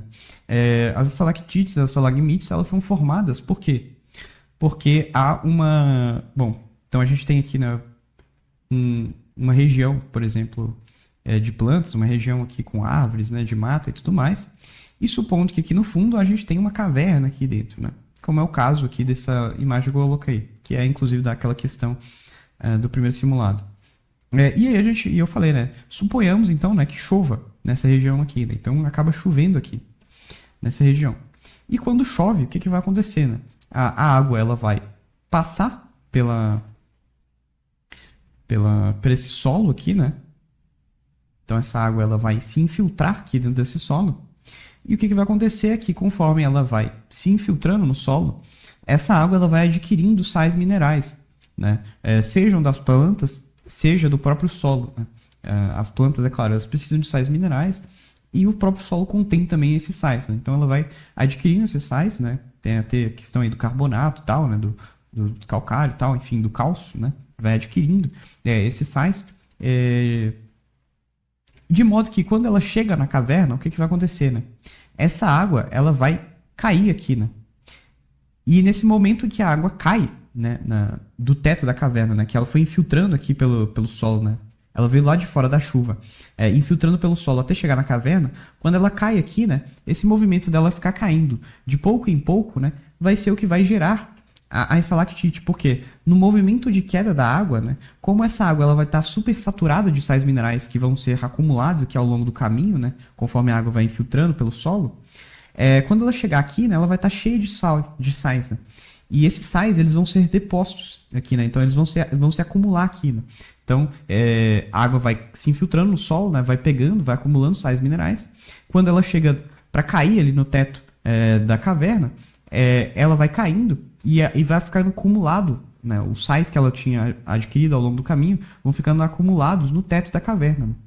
E ao mesmo tempo, quando ela cai, né? Ela também vai levar consigo um pouco desses sais, né? Ou seja, essa parte que fica acumulada aqui de sais fica em cima, né? E a parte que cai fica embaixo. E é por isso que há a formação das estalactites e das estalagmites, né? Ou seja, inclusive, né, eu até falei da outra vez, se você reparar, o próprio formato da estalactite ele lembra muito, né, o movimento de um pingo de água, né? Então aqui, por exemplo, né, a água ela veio infiltrando aqui por cima e ela veio caindo, ela veio pingando. Então você vê que o próprio formato da estalactite, né, ela lembra bastante como se tivesse tido um movimento ali de água que foi pouco a pouco caindo, né? Ou seja, o próprio formato, né, se remete a isso. Então, basicamente esse é o fenômeno, né, que gera as estalactites e gera as estalagmites, né? Esse fenômeno onde a água infiltra, ela adquire esses sais minerais. Esses sais minerais são depostos, né, no movimento aí de pingamento, vamos dizer assim, em que a água cai, né, do teto e atinge o solo.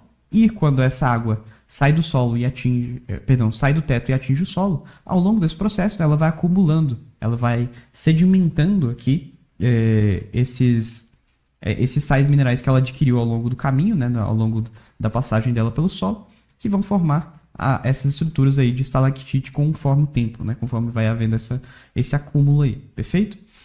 Ou seja, a origem dessas rochas descritas no texto está associado a supersaturações de minerais, né? Ou seja, o solo, né, tá cheio de minerais, a água da chuva vai passando, vai recebendo esses minerais e conforme ela vai pingando do teto da caverna, ela gera aí essas estruturas. Acúmulo de detritos orgânicos, não, né? Não é acúmulo de detritos orgânicos, né? De minerais, sais minerais, né? Principalmente o carbonato de cálcio e tal, os calcários, esses sais minerais mesmo, porque eles têm essa capacidade de formar, né? De se sedimentar formando essas estruturas. Então tem que ser especificamente os sais minerais, tá?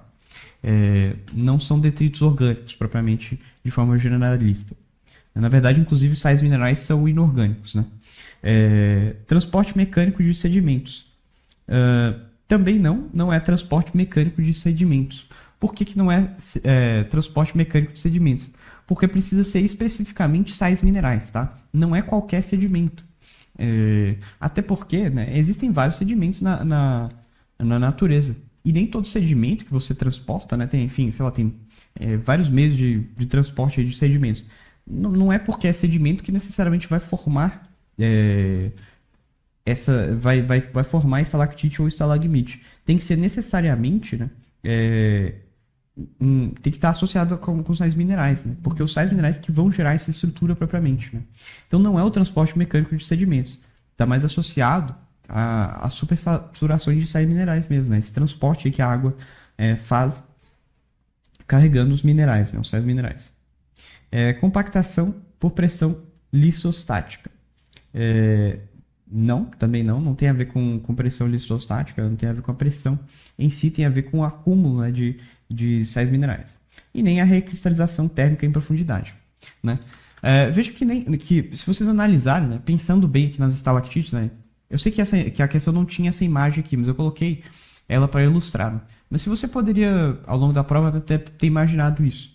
Veja que acúmulo de detritos orgânicos e transporte mecânico de sedimentos e compactação por pressão, nem a recristalização térmica, elas não fazem sentido com o formato da estalactite, né?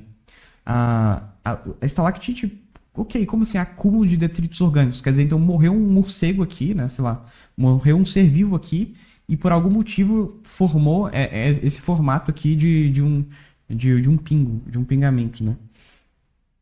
Ou que por algum motivo tinha calcário, que tinha carbonato de cálcio dentro de um morcego, e aí, ou de algum ser vivo que morreu aqui dentro e ficou aí.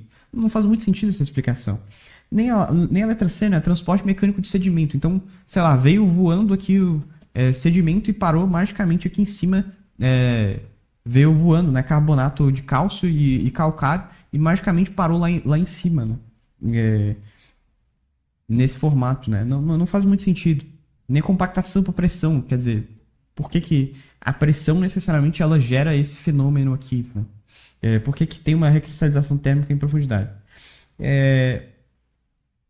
Enfim, letra A, ela que mais faz sentido, mas assim, o principal fator para resolver essa questão, eu sei que não era fácil, né? Mas era você saber o mecanismo de formação de estalactite e estalagmite.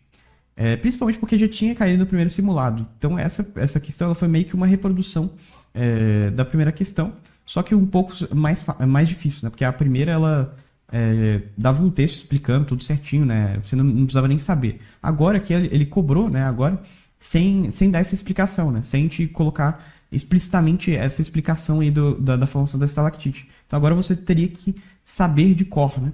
E é importante saber, porque querendo ou não, o simulado está treinando você a esses conhecimentos mesmo, né? Enfim, ou seja, talvez de fato seja uma questão difícil, né? Talvez eu estivesse simplificando aqui quando eu falei que as outras alternativas não fazem sentido, né? Não fazem sentido algum, porque eu já sabia a resposta, né?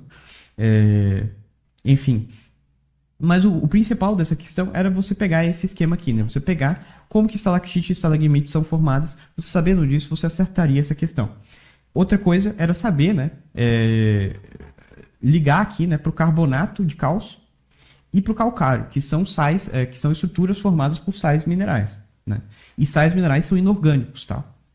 Isso é o básico de biologia, também era necessário saber. Ou seja, não poderia ser AB, porque ela fala de detritos orgânicos, não faz sentido, né? Orgânicos, porque essas são substâncias inorgânicas, então não são detritos orgânicos. E transporte mecânico de sedimentos fica muito genérico, né? Porque precisa ser sais minerais, né? Precisam ser carbonato de cálcio e calcário, são sais minerais, né? E a própria formação de estalactite e estalagmite o tempo todo está associada a sais minerais, tá? Então também não, sedimentos é muito genérico. E pressão e recristalização térmica não tem nada a ver, né? Enfim, era isso aí, letra A. Nosso gabarito é basicamente uma repetição daquela questão do primeiro simulado, só que um pouco mais complicada, né? Nossa próxima questão é uma questão sobre globalização, uma questão que vai falar, né, sobre o impacto da globalização na cultura, né? Ele vai falar: a globalização transformou profundamente a forma como vivemos, nos comunicamos, consumimos e compreendemos a cultura. Eu já falei isso, né, em algumas das outras alternativas, nas outras questões, né, mas volto a repetir. Globalização é um fenômeno advindo aí principalmente do capitalismo e da revolução comunicacional, tecnológica como um todo, né, que vai possibilitar uma integração política, comunicacional, econômica, enfim, em diversos fatores, né, que vai possibilitar uma integração desses diversos aspectos entre as diversas nações, entre as diversas culturas, entre diversos povos, entre diferentes países, né? Ou seja, a globalização, o globalismo, ele é o fenômeno, como o próprio nome diz, né, de conexão, de integração do mundo inteiro, né, dos diversos países, das diversas nações. E isso vai se dar, né, na comunicação e na cultura, né? Isso não à toa. Tem muitas pessoas que consomem, por exemplo, jogos, nós consumimos até mesmo tecnologias importadas de outros países. A gente consome animes, né, que são seriados japoneses, pessoas que consomem novelas coreanas, né, os doramas, enfim. Existem diversas expansões culturais, né, que não são, por exemplo, da nossa cultura brasileira, que nós consumimos, né, de outros países, justamente por conta do globalismo, né, por conta dessa integração, por conta dessa conexão cultural, dessa conexão comunicacional que o globalismo permitiu, perfeito? Isso, portanto, né, vai impactar significativamente os valores culturais, as tradições, as expressões culturais ao redor do mundo, né? Porque agora, como tudo está integrado, as pessoas podem consumir culturas de outros países, né? Então você não fica restrito, por exemplo, a consumir só a música brasileira. Você pode consumir música japonesa, se você quiser. Você pode consumir, tem o fenômeno, inclusive, né, dos K-pops, lembrando agora, né, do pop coreano, né, que é um fenômeno aí, principalmente em alguns, no público jovem feminino, enfim, então, no Brasil mesmo, né, ou seja, a gente tem um consumo de cultura que não é nossa propriamente, né, é o coreano lá e tal. Ou seja, é justamente essa importação de cultura, né? Essa integração entre as culturas que permite que nós consumamos culturas de outros países, de outras nações, perfeito? E com base nisso, um dos principais efeitos desse processo de escrito é propriamente a difusão de expressões diversas, né? Ou seja, agora, em vez de, por exemplo, se você nascesse antigamente, sei lá, no Brasil, sem o advento do globalismo, você no máximo ia ouvir a música brasileira, você ia ficar restrito ao samba e tal. A música brasileira como um todo. Mas agora, por exemplo, se tem o globalismo, você pode ouvir, sei lá, rock, você pode ouvir heavy metal inglês, sueco, você pode ouvir K-pop, você pode ouvir pop dos Estados Unidos, você pode ouvir rap, trap estadunidense, você pode ouvir música chinesa, enfim, você pode ouvir música de qualquer lugar do mundo, né? Ou seja, isso, o que antigamente, né, era restrito, ou seja, você só conseguia, né, consumir música brasileira, com o advento do globalismo, ele causa essa integração, que agora você tem uma difusão de expressões diversas. Agora você pode consumir uma série de outras culturas, né? Ou seja, você meio que expandiu o seu leque de expressões culturais, né? Que você pode consumir, né? Ou seja, houve uma difusão de expressões diversas, né? Agora você pode consumir uma série de coisas a mais do que antigamente, né? Uma série de culturas além da nossa, né? Letra A, fortalecimento de regionalismos, falso, né? Na verdade, houve um crescimento do leque externo ao regionalismo, né? Agora a gente consegue consumir coisas para além das coisas da nossa região. Enfraquecimento de pautas identitárias, não, né? A gente tem um crescimento aí de movimentos identitários, movimento feminista, movimento de etnias, movimento negro, movimento indígena, movimento africano, enfim, tem um tanto de movimento de pauta identitária, né? Tem movimento também gay, movimento LGBT, então tem várias pautas identitárias, né? No mundo moderno. Então não faz sentido você falar de enfraquecimento de pautas identitárias. Isolamento de comunidades tradicionais. Não, na verdade também isso possibilita a expansão, né, dessas comunidades, né? Então a gente tem... Se você, por exemplo, né, se você fosse um cara antigamente, sei lá, você nunca poderia conseguir ter acesso à gramática de uma língua indígena. Agora, se você você pegar, abrir o Google e digitar língua indígena, você consegue começar a aprender hoje uma língua de uma comunidade tradicional brasileira, né? Ou seja, na verdade, isso não o advento do globalismo permitiu, na verdade, justamente a integração dessas comunidades tradicionais, né? Permitiu com que elas tivessem mais voz, né?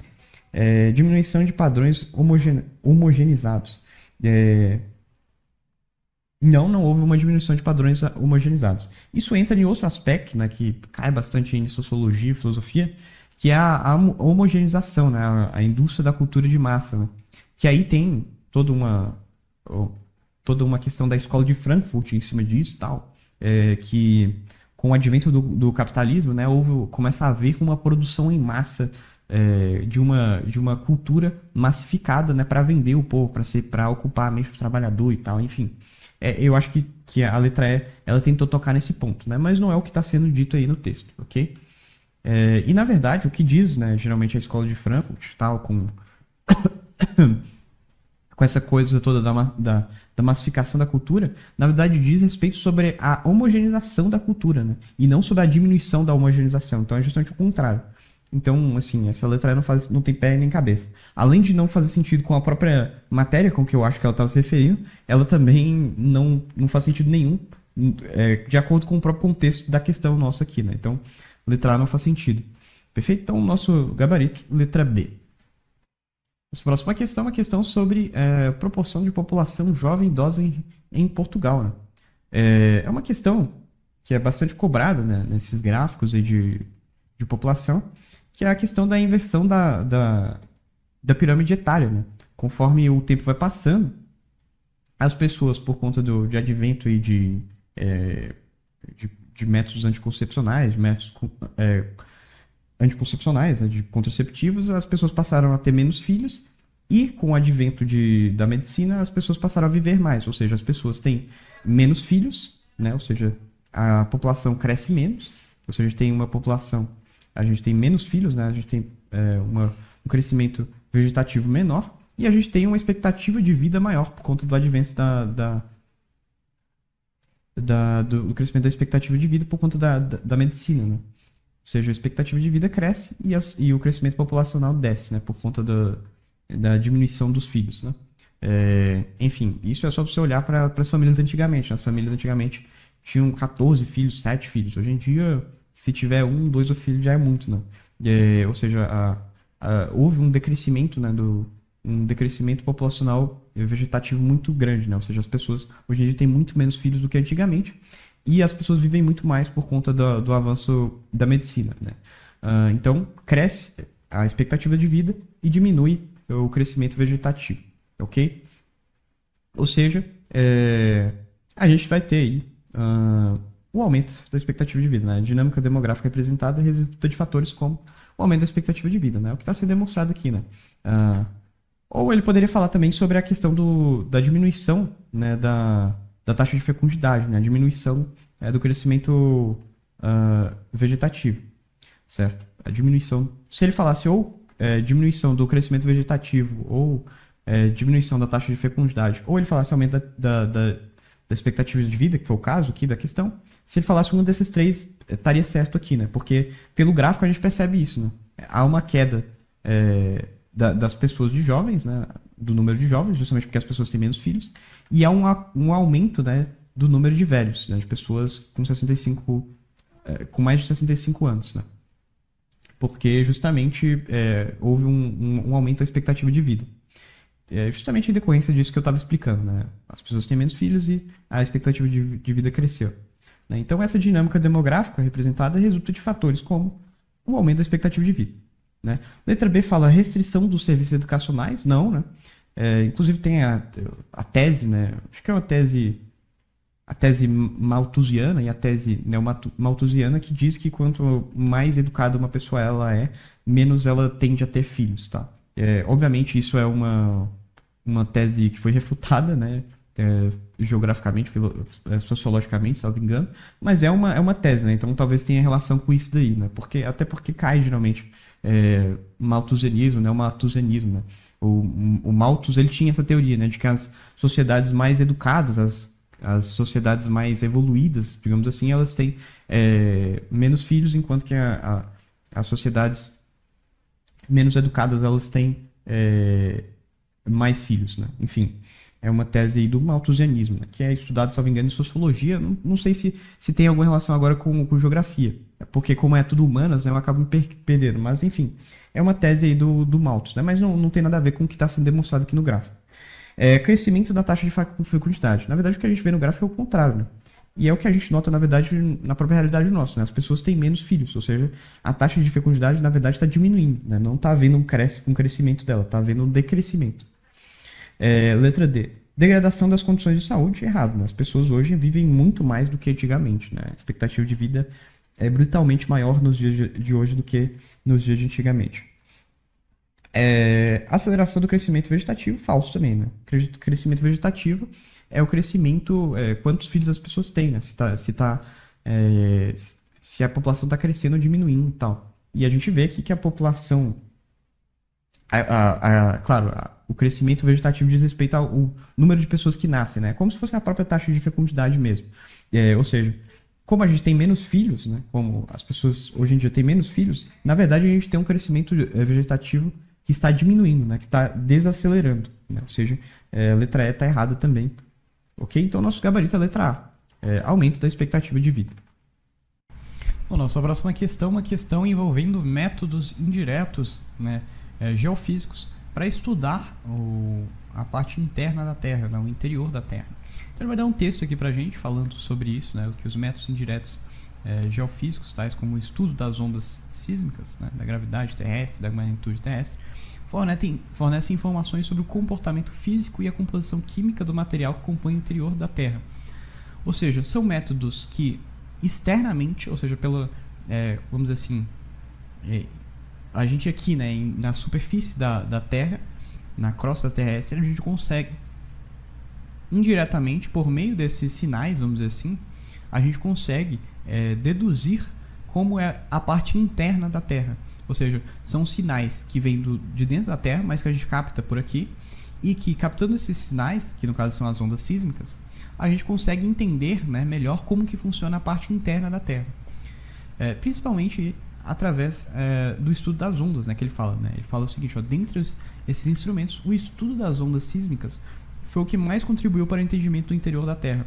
Ou seja, o estudo das ondas sísmicas é o principal método indireto pelo qual nós conseguimos conhecer a parte interna da Terra. Por quê? Porque as ondas sísmicas, né, elas vêm da parte interna da parte interna da Terra em direção à parte externa, né, e nós captamos elas, e nós conseguimos, com base nessas ondas sísmicas, entender como que é o material de dentro da Terra. Por quê?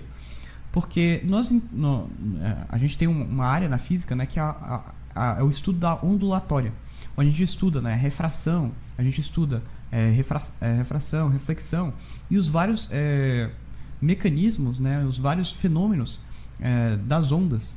E as ondas sísmicas estão dentro disso, certo?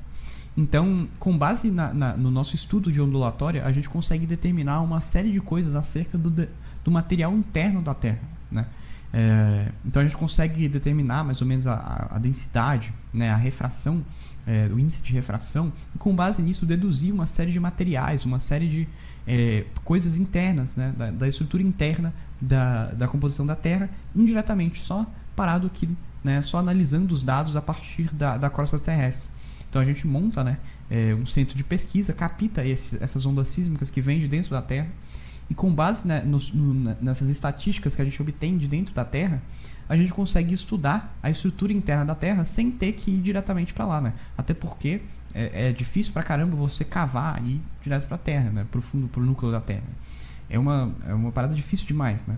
Então, é muito mais fácil a gente daqui da crosta, né, analisar por meio desses métodos indiretos, por meio desse estudo da ondulatória, das ondas sísmicas, para entender melhor como é o núcleo, do que se a gente descer diretamente lá. Vai ser muito mais difícil se a gente fizer isso. Então é mais fácil a gente estudar daqui de cima por meio desses métodos indiretos.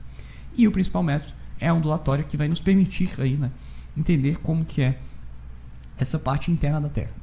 Ele vai dizer, né, uma das vantagens dos métodos indiretos para o estudo do interior terrestre é a letra A, obtenção de amostras vulcânicas? Não, né? Porque se a gente, como o próprio nome diz, né, é um método indireto, ou seja, a gente não vai diretamente para o núcleo, né? A gente vai tentar entender como é o núcleo indiretamente por meio das coisas que a gente obtém dele, né, como as ondas sísmicas. Então a gente não vai diretamente para o núcleo, né? Então a gente não vai ter amostras vulcânicas, né? A gente não vai diretamente obter isso, né, diretamente, para conseguir estudar isso, né? Então a obtenção de amostras vulcânicas não é uma das vantagens dos métodos indiretos, tá? Até porque os métodos indiretos, eles estudam a ondulatória, né? Eles estudam a ondulatória, não tem nada a ver com essa questão de amostras vulcânicas. Vocês veem até que é bem disruptivo, né? O texto está falando sobre estudo de ondas sísmicas e do nada a letra A fala obtenção de amostras vulcânicas. O que isso tem a ver com... O que ondulatória tem a ver com ondas vulcânicas, né? Não faz muito sentido com amostras vulcânicas, né? Letra B, eliminação dos modelos matemáticos. Falso, né? A gente ainda vai precisar, para estudar a ondulatória, para estudar os fenômenos das ondas sísmicas, a gente vai ter que usar ondulatória. E ondulatória usa modelos matemáticos, tá? Letra C, identificação de descontinuidades físicas. Exatamente, é a nossa letra C. Por quê? Por quê? Porque por meio do estudo dessas ondas sísmicas, a gente conseguiu descobrir várias coisas sobre a parte interna da Terra, que é essa imagem aqui que eu coloquei, da estrutura da Terra, e isso tudo a gente conseguiu descobrir, né, grande parte dessas informações, por meio do estudo das ondas sísmicas. Em especial, duas informações: a descontinuidade de Mohorovic e descontinuidade de Gutenberg. Porque, com base no estudo das ondas sísmicas, a gente conseguiu, analisando essas ondas, né, entender qual que era mais ou menos a densidade, né, desse meio. A gente conseguiu uma série de informações sobre a densidade, sobre o índice de refração desses meios, de modo que nós conseguimos entender mais ou menos como eles são e entender que há uma ruptura, né, que há uma descontinuidade, né, há uma mudança do movimento dessas ondas quando elas passam por essas regiões, de modo que a gente denominou, né, essas regiões de descontinuidade, justamente porque aí, né, há uma ruptura, há uma troca de material perceptível, né, e isso é demonstrável pelo comportamento da onda. Ou seja, o estudo dessas ondas sísmicas, por meio da ondulatória, permitiu que a gente identificasse as descontinuidades físicas, ou seja, entendesse essa estrutura interna da Terra. Ok? Representação de detalhamentos internos. Não há uma representação de detalhamentos internos, embora a gente tenha descoberto, né, e embora eu esteja mostrando aqui para vocês por meio dessa imagem uma representação desses detalhamentos, isso é apenas uma idealização, né? Não é uma representação fidedigna da coisa em si, né? Então a gente não vai ter uma representação de detalhes internos, não. O que a gente consegue descobrir por meio desses estudos de ondas sísmicas é somente ter uma ideia vaga de como que é lá, né? Então a gente entender que houve uma ruptura, né? E por isso que é chamado de descontinuidade, né? Justamente porque é esse momento, é esse local, né, que marca ali uma descontinuidade, uma troca, né, do índice de refração, da densidade do material, de modo que a gente consegue entender mais ou menos ali que houve uma descontinuidade física entre os materiais na parte interna da Terra, né? Então não há uma representação detalhada, né? Pra gente ter isso, só se a gente descesse e fosse lá ver como que é, né? Mas não, é um método indireto, então não há uma representação fidedigna, totalmente verossímil e detalhada, ok? E por fim, inutilização de instrumentos sismográficos não faz sentido algum, né?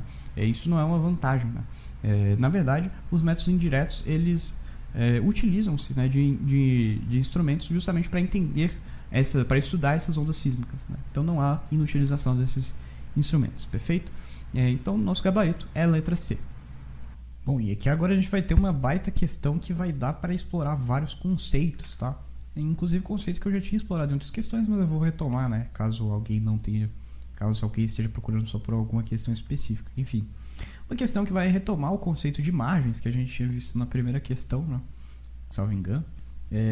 O conceito de margens continentais, e que vai usar inclusive aquela distinção que eu tinha dado, né, de margens continentais ativas e margens ativas. Ativas e passivas, no caso, né?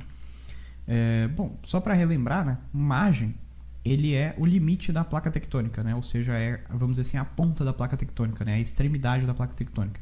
É o final dela, né? É como o próprio nome diz, o limite, né? A parte final dela, a margem dela. Então seria essa região aqui, né? A ponta da placa tectônica. Isso é a margem, tá? Também chamado de limites, frequentemente, tá? E ele vai falar, né, que as margens continentais passivas. O que são margens passivas e margens ativas? Retomando o conceito, né? A gente tem margens ativas sempre que a gente tem um movimento transformante ou convergente, tá? Então sempre que as margens elas atuam diretamente no choque, tá? Então sempre que tem um choque de placas, né, de limites, de margens, a gente vai ter uma margem ativa, né, que é justamente quando ela exerce uma atividade, né? Ou seja, no caso do limite transformante, né, as margens elas deslizam-se uma na outra, né? No caso do limite convergente, né, que é o movimento tectônico convergente, as duas placas tectônicas, elas, uma bate na outra, né? Uma se encontra com a outra, né, gerando esse movimento aí de subducção. Ou seja, nos dois casos, né, as margens, né, os limites dessas placas são ativos, no sentido que eles estão participando diretamente do impacto.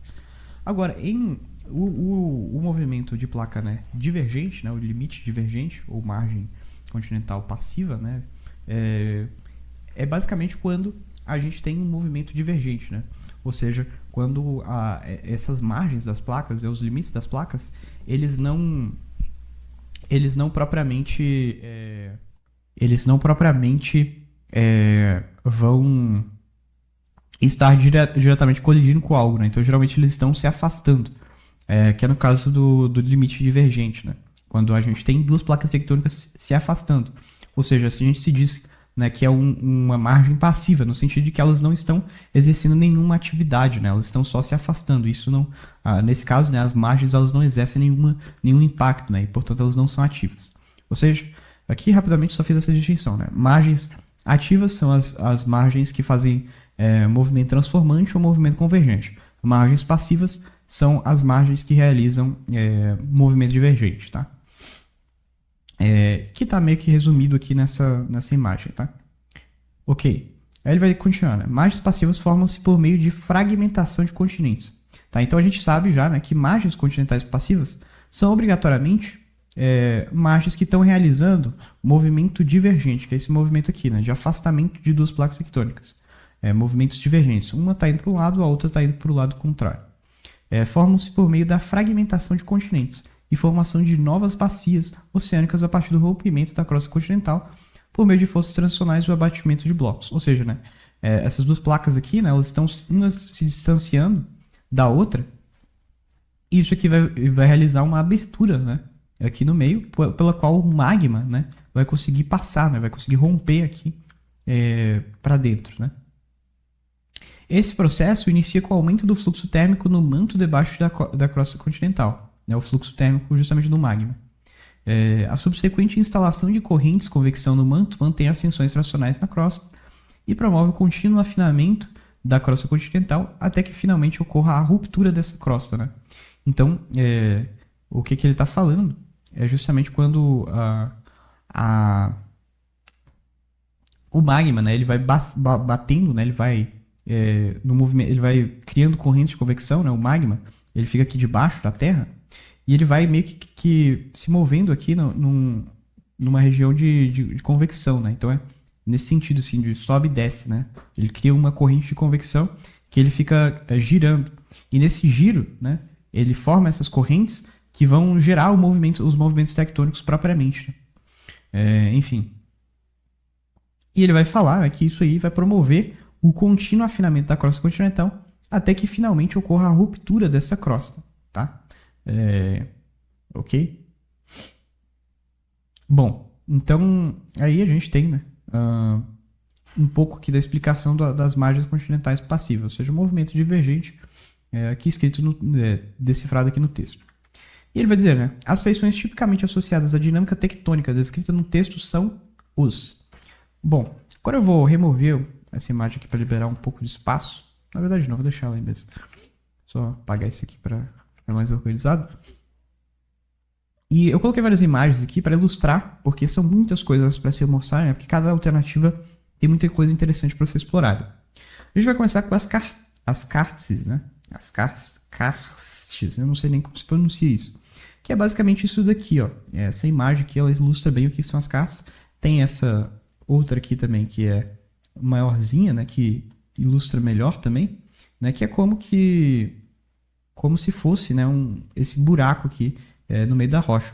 E ele geralmente, esses buracos de rochas, né, eles não têm nada a ver com o movimento tectônico, tá? Esses buracos, eles são gerados principalmente pela acidez da chuva. Então, a chuva ácida, a chuva, né, ela pega o CO2, né, ela se mistura com o gás carbônico e isso vai formar ácido carbônico que vai vai reagir aqui com essas pedras e vai formar esses buracos nessas pedras, tá? Formando essas cavidades aí, que são chamadas as cárcias, ok? Então isso basicamente é uma cárcere, não tem nada a ver com o movimento tectônico, só coloquei aqui só para explicar o que era mesmo, ok? Então como a gente está falando de movimentos tectônicos, não faz sentido a gente falar de cárceres, ok? Inclusive o próprio comando fala, né? Dinâmica tectônica. Aí a gente tem vales de rift. O que são vales de rift? Vales de rift, que na verdade é a nossa resposta, né? Os vales de rift são vales justamente desse movimento de rift, né, dessas placas, ou seja, são vales oriundos justamente do movimento de afastamento de placas tectônicas, né, que está bem ilustrado nesse daqui, ó, nessa imagem, que ilustra bem isso, no sentido de que, não consigo deixar ela acima, né, só se for assim mesmo. Ou seja, ilustra bem aqui, né, que está havendo um rompimento, está havendo uma separação das placas, né? Uma está indo para a direita, outra está indo para a esquerda, né? E quando elas fazem isso, elas geram esse vale. Esse vale aí decorrente do movimento divergente delas, né? Isso, inclusive, é uma das demonstrações, né, mais evidente dos movimentos tectônicos, né? Tem, inclusive, essa imagem aí, né, é de uma matéria falando sobre esse afastamento aí que está ocorrendo lá na África, né? Que cada vez que passa esse buraco aí, esse vale, ele vai ficando maior, porque as placas estão cada vez mais se afastando, né? Então, esse afastamento, né, vai justamente vai criar, né, essa crosta aqui, né, esse vale. Vou até reler o texto aqui para a gente entender melhor isso. Né? Ele fala margens continentais passivas, que se referem, né, ao movimento divergente, sempre ao movimento divergente, por meio da fragmentação de continentes e formação de novas bacias oceânicas. Né? Então, fragmentação de continentes seria propriamente a formação dos vales de rift. Né? E a formação de novas bacias oceânicas, eu acho que ele estaria se referindo aí provavelmente às dorsais oceânicas, né? Que também são geradas aqui pelo processo de limite divergente que eu falei na outra questão. Né? Inclusive que está sendo, até ilustrado aqui, né, nessa imagem. A gente tem aqui uma dorsal oceânica sendo formada nessa imagenzinha aqui gráfica. Né? Mas enfim, eu dei uma explicação melhor do que são essas dorsais oceânicas na primeira questão, se eu não me engano. A partir do rompimento da crosta continental por meio de forças tracionais ou abatimento de blocos. Este processo inicia-se com o aumento do fluxo térmico, e aí ele vai falar aqui, né, sobre o aumento do fluxo térmico no manto debaixo da crosta terrestre, né, que vai criando aí as correntes de convecção, né, que é o que gera, no fim das contas, o movimento das placas tectônicas. Ele vai falar, né, que isso vai gerar o contínuo afinamento da crosta continental até que finalmente ocorra a ruptura dessa crosta, ok? Que é mais ou menos aí isso daqui, né, que é o que está sendo escrito no movimento do limite divergente mesmo, ok? Então, é basicamente isso, né? É o que está sendo descrito e é justamente o fenômeno aí dos vales de rift, que é nosso gabarito. Mas agora, só dando uma olhada aqui nas outras alternativas, em especial, vamos dar uma olhada aqui agora na letra C, que vai falar sobre dobramentos. Dobramentos é bem tranquilo, tá? Dobramentos, os chamados dobramentos modernos, né? São as montanhas, né? São as cadeias montanhosas, né? São esse processo aqui, né? Que lembra bastante mesmo um dobramento, né? As montanhas, elas são dobramentos, então ela tem essa dobra assim. São basicamente as cadeias montanhosas, né? Que são formadas a partir de movimentos aí de convergência de placas tectônicas, né? Então seriam margens ativas, né? E não passivas. E por isso que não pode ser a nossa resposta. A letra D, ilhas vulcânicas. Bom, ilhas vulcânicas tem a ver com propriamente, na verdade, o choque, né, com movimentos de subducção, né, movimentos de limite convergente. Então, duas placas tectônicas, né, elas vão ter aí vão bater uma na outra e isso gera, né, os vulcões. Né, isso gera aí, forma essas ilhas vulcânicas, né, forma esses... Eu até coloquei uma imagem que eu vou dar uma ampliação nela melhor. Mas basicamente ela ocorre, né, nessas regiões aí de choque de placas tectônicas, elas se chocam. E no movimento de subducção, né, que é esse movimento ilustrado bem aqui, nesse terceiro movimento, né, o movimento de subducção é esse movimento aqui, né, em que uma placa tectônica entra debaixo da outra, elas vão formar as ilhas vulcânicas, ok? Então não tem a ver também com o nosso texto, porque ele está falando de movimento passivo, né? O movimento passivo só tem como ser o limite divergente, então não pode ser o convergente e, portanto, não pode ser as ilhas vulcânicas. E falhas transformantes, por fim, não pode ser, porque as falhas transformantes estão ativas também, né? Como eu falei, margens ativas são ou margens que fazem movimento transformante ou movimento convergente. Então não poderia ser falhas transcorrentes, porque falhas transcorrentes são geradas por movimentos transformantes. Inclusive, né, o exemplo mais famoso de limite transformante, de movimento transformante, é a falha de San Andreas, né, que é a falha aí ocasionada por uma falha, né, lá na região próximo ao Canadá. Né? Então, a gente tem aí uma falha transcorrente, né, que é criada por um movimento de margem ativa, né, que no caso é o limite transformante. Então não poderia ser também a letra E, ok? nesse sentido, então, só nos resta mesmo a letra B, né? Eu só mostrei um por um aqui, só para eliminar, né? Para explicar cada um dos aspectos, mas nosso gabarito é letra B. Perfeito? Só fazer uma rápida revisão, então. Por que não pode ser a letra A? Porque a letra A fala de karstes, eu não sei nem como se pronuncia isso, e karstes não tem nada a ver com o movimento tectônico. Karstes tem a ver com o ácido da chuva, né, que vai fazer as perfurações lá, vai gerar aquelas cavidades. Então não tem nada a ver com o movimento tectônico. Dobramentos é gerado por movimento de margem ativa, que no caso é o limite convergente. Então não pode ser dobramento, porque o texto fala que o texto está se referindo, né, a margens passivas. Então não pode ser dobramento, porque dobramento é de margem ativa. Ilhas vulcânicas, mesma coisa. Ilhas vulcânicas é formado por margens ativas. Então não pode ser também. E falhas transcorrentes, mesma coisa. Falhas transcorrentes são formadas por movimentos transformantes, e movimentos transformantes são movimentos de margens ativas. E como o texto está falando de margens passivas, não pode ser a letra E. Perfeito? Então, a única que sobra é realmente a letra B, Vale de Rift, que é um dos fenômenos aí, né, do afastamento de placas tectônicas, ou seja, de margens passivas, ok? Então, nosso gabarito, letra B. Uma questão que envolvia bastante conhecimento, né? Mas era uma ótima questão aí para aprofundar os conhecimentos. A nossa próxima questão é mais uma questão de impermeabilização da água. Uma questão que, bom, é uma questão que já cobraram também, se não me engano, em outro simulado. E, bom, ele dá um texto aqui falando sobre escoamento da água, né? Proveniente de precipitações máximas, seja chuva e tal, né? Ocorre interação entre fatores como o uso e cobertura do solo, declividade, forma da bacia hidrográfica e tal. Nesse contexto, a maior alteração da superfície de uma bacia resulta da urbanização que causa a impermeabilização do solo, diminui a infiltração e aumenta o escoamento superficial, ocasionando cheias e inundações. E ele vai perguntar, né, o fator antrópico que potencializa o escoamento superficial é A. Bom, antes de partir, né, vamos entender melhor o que ele está falando com isso aqui, né? Tem essa imagem aqui que ilustra bem isso. Eu tirei isso aqui de um blog ambientalista aí, né? É uma imagenzinha que eu acho que ilustra bem o ponto da impermeabilização, que é típico dessas questões, tá? O que ocorre? Quando a gente tem uma região, né, que ela é arborizada, que ela tem vegetação, o que acontece quando chove? Né? Quando chove, a água vai vir, né, ela vai cair do céu e ela vai chegar e vai ir em direção aqui, né, às plantas, né? Então ela vai cair na planta e não vai ter problema, porque a planta vai absorver essa água, ela vai utilizar essa água e a água vai ser absorvida, ou seja, o solo ele é permeável quando a gente tem plantas, né? Ou seja, a água vai atravessar essas plantas, vai para as plantas, vai para as raízes, vai para o solo, ou seja, a água ela consegue, quando ela chove, né, nesse caso aqui, quando a gente tem uma área verde, a água ela consegue infiltrar o solo, perfeito? Então, quando a gente tem uma área verde, a gente tem um solo permeável. Vou colocar aqui, né? Solo permeável.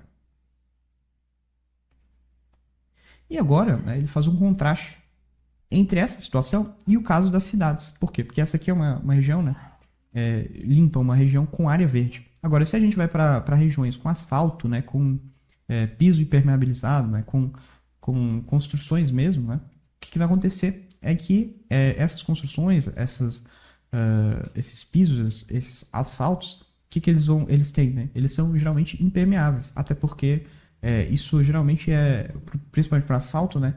Geralmente o asfalto ele é impermeável por conta da qualidade dele, né? Se o asfalto for permeável, geralmente ele diminui a qualidade do asfalto. Então, para a circulação dos veículos é melhor que ele seja impermeável. Só que isso cria um problema. Por quê? Porque então as cidades, né? A gente começa a ter muita urbanização e começa a ter pouca área verde.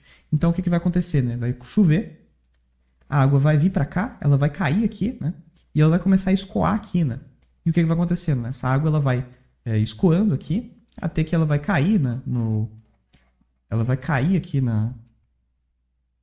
propriamente, ela vai cair aqui no esgoto e vai começar a ter uma enchente aqui, né? Ou seja, vai começar a ter um acúmulo muito forte de água justamente decorrente dessa impermeabilização do solo. Porque a água não vai conseguir descer para o solo, ela não vai conseguir descer para cá para o solo. Porque como o piso é impermeável, né, ela vai ficar lá em cima e ela vai escoar e começar a criar enchentes aqui em cima. Isso vai dar um problemaço.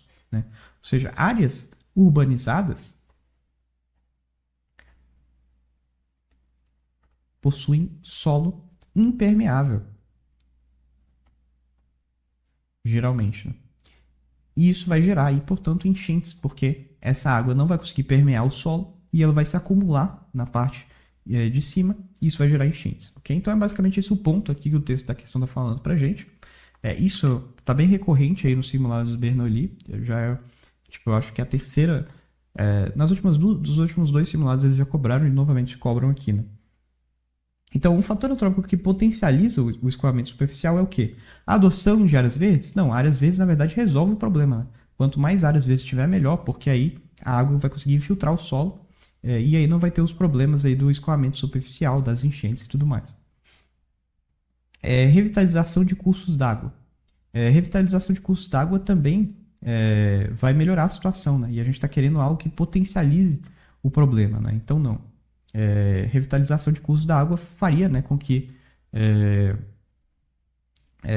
não vai potencializar esse escoamento superficial, tá? Então não é algo que vai gerar problemas, né? A questão é que é algo que gere problemas, é um fator antrópico que vai potencializar esse escoamento aí. E o principal, né, que eu inclusive tinha citado, né, ampliação de vias pavimentadas, ou seja, vias impermeáveis, né? Ou seja, asfalto impermeável, construções, né? Geralmente são impermeáveis, querendo ou não, né? Você vai construir uma casa, você quer que ela seja impermeável para não bater, não ficar pingando água do teto, né? Então, geralmente casas, prédios, então construções, né, edifícios são geralmente sempre impermeáveis. Então, como a cidade acumula muito de tudo isso, né? Sempre tem muitos prédios, sempre tem ruas, sempre tem o próprio passeio também impermeável. Então, tudo começa a acumular, né? E começa a ser impermeável, de modo que quando chove, né, a água não consegue atravessar o solo e isso vai gerar um problemaço, porque vai ter um escoamento superficial, vai acumular água e vai gerar enchente, ok? Então o grande problema, né, dessas questões de escoamento superficial, de acúmulo, né, de cheias, inundações e tal, sempre vai ser essa questão do solo impermeável, tá? Que aí geralmente sempre são asfaltos, sempre são oriundos, né, dessa urbanização. Então casas, edifícios, tudo isso porque são meios impermeáveis. Então a água não consegue atravessar para o solo e ela começa a ficar acumulada e isso vai gerar cheias, né? Isso vai gerar inundação. A promoção de hortas comunitárias, não, né? Nada a ver, porque hortas comunitárias na verdade seria área verde. E área verde tem solo permeável, né? Então isso não vai potencializar o escoamento superficial. Para potencializar o escoamento superficial, a gente tem que ter um solo impermeável. E hortas verdes são permeáveis, né? Porque a água consegue atravessar as plantas, né? E chega ao solo. Igual eu mostrei na imagem, né? Só caso você não tenha pegado, é só voltar lá, que eu expliquei ele na imagem bem. Né? Construção de parques ecológicos também não, né? Parques ecológicos, novamente, igual na imagem, né? Eu vou ter que colocá-la aqui de novo. Parques ecológicos têm plantas, né? Plantas são área verde e área verde são permeáveis, né? Então não vai ter escoamento nesse caso. Perfeito? Então é isso, mais uma questão de escoamento, uma questão super tranquilinha aí, caso você já tenha dominado, não, uma questão que tem caído recorrentemente. Perfeito? Cobrando esse conceito aí. Então, aparentemente é um conceito que eles estão insistindo bastante. Então é isso aí, muito obrigado e até a próxima.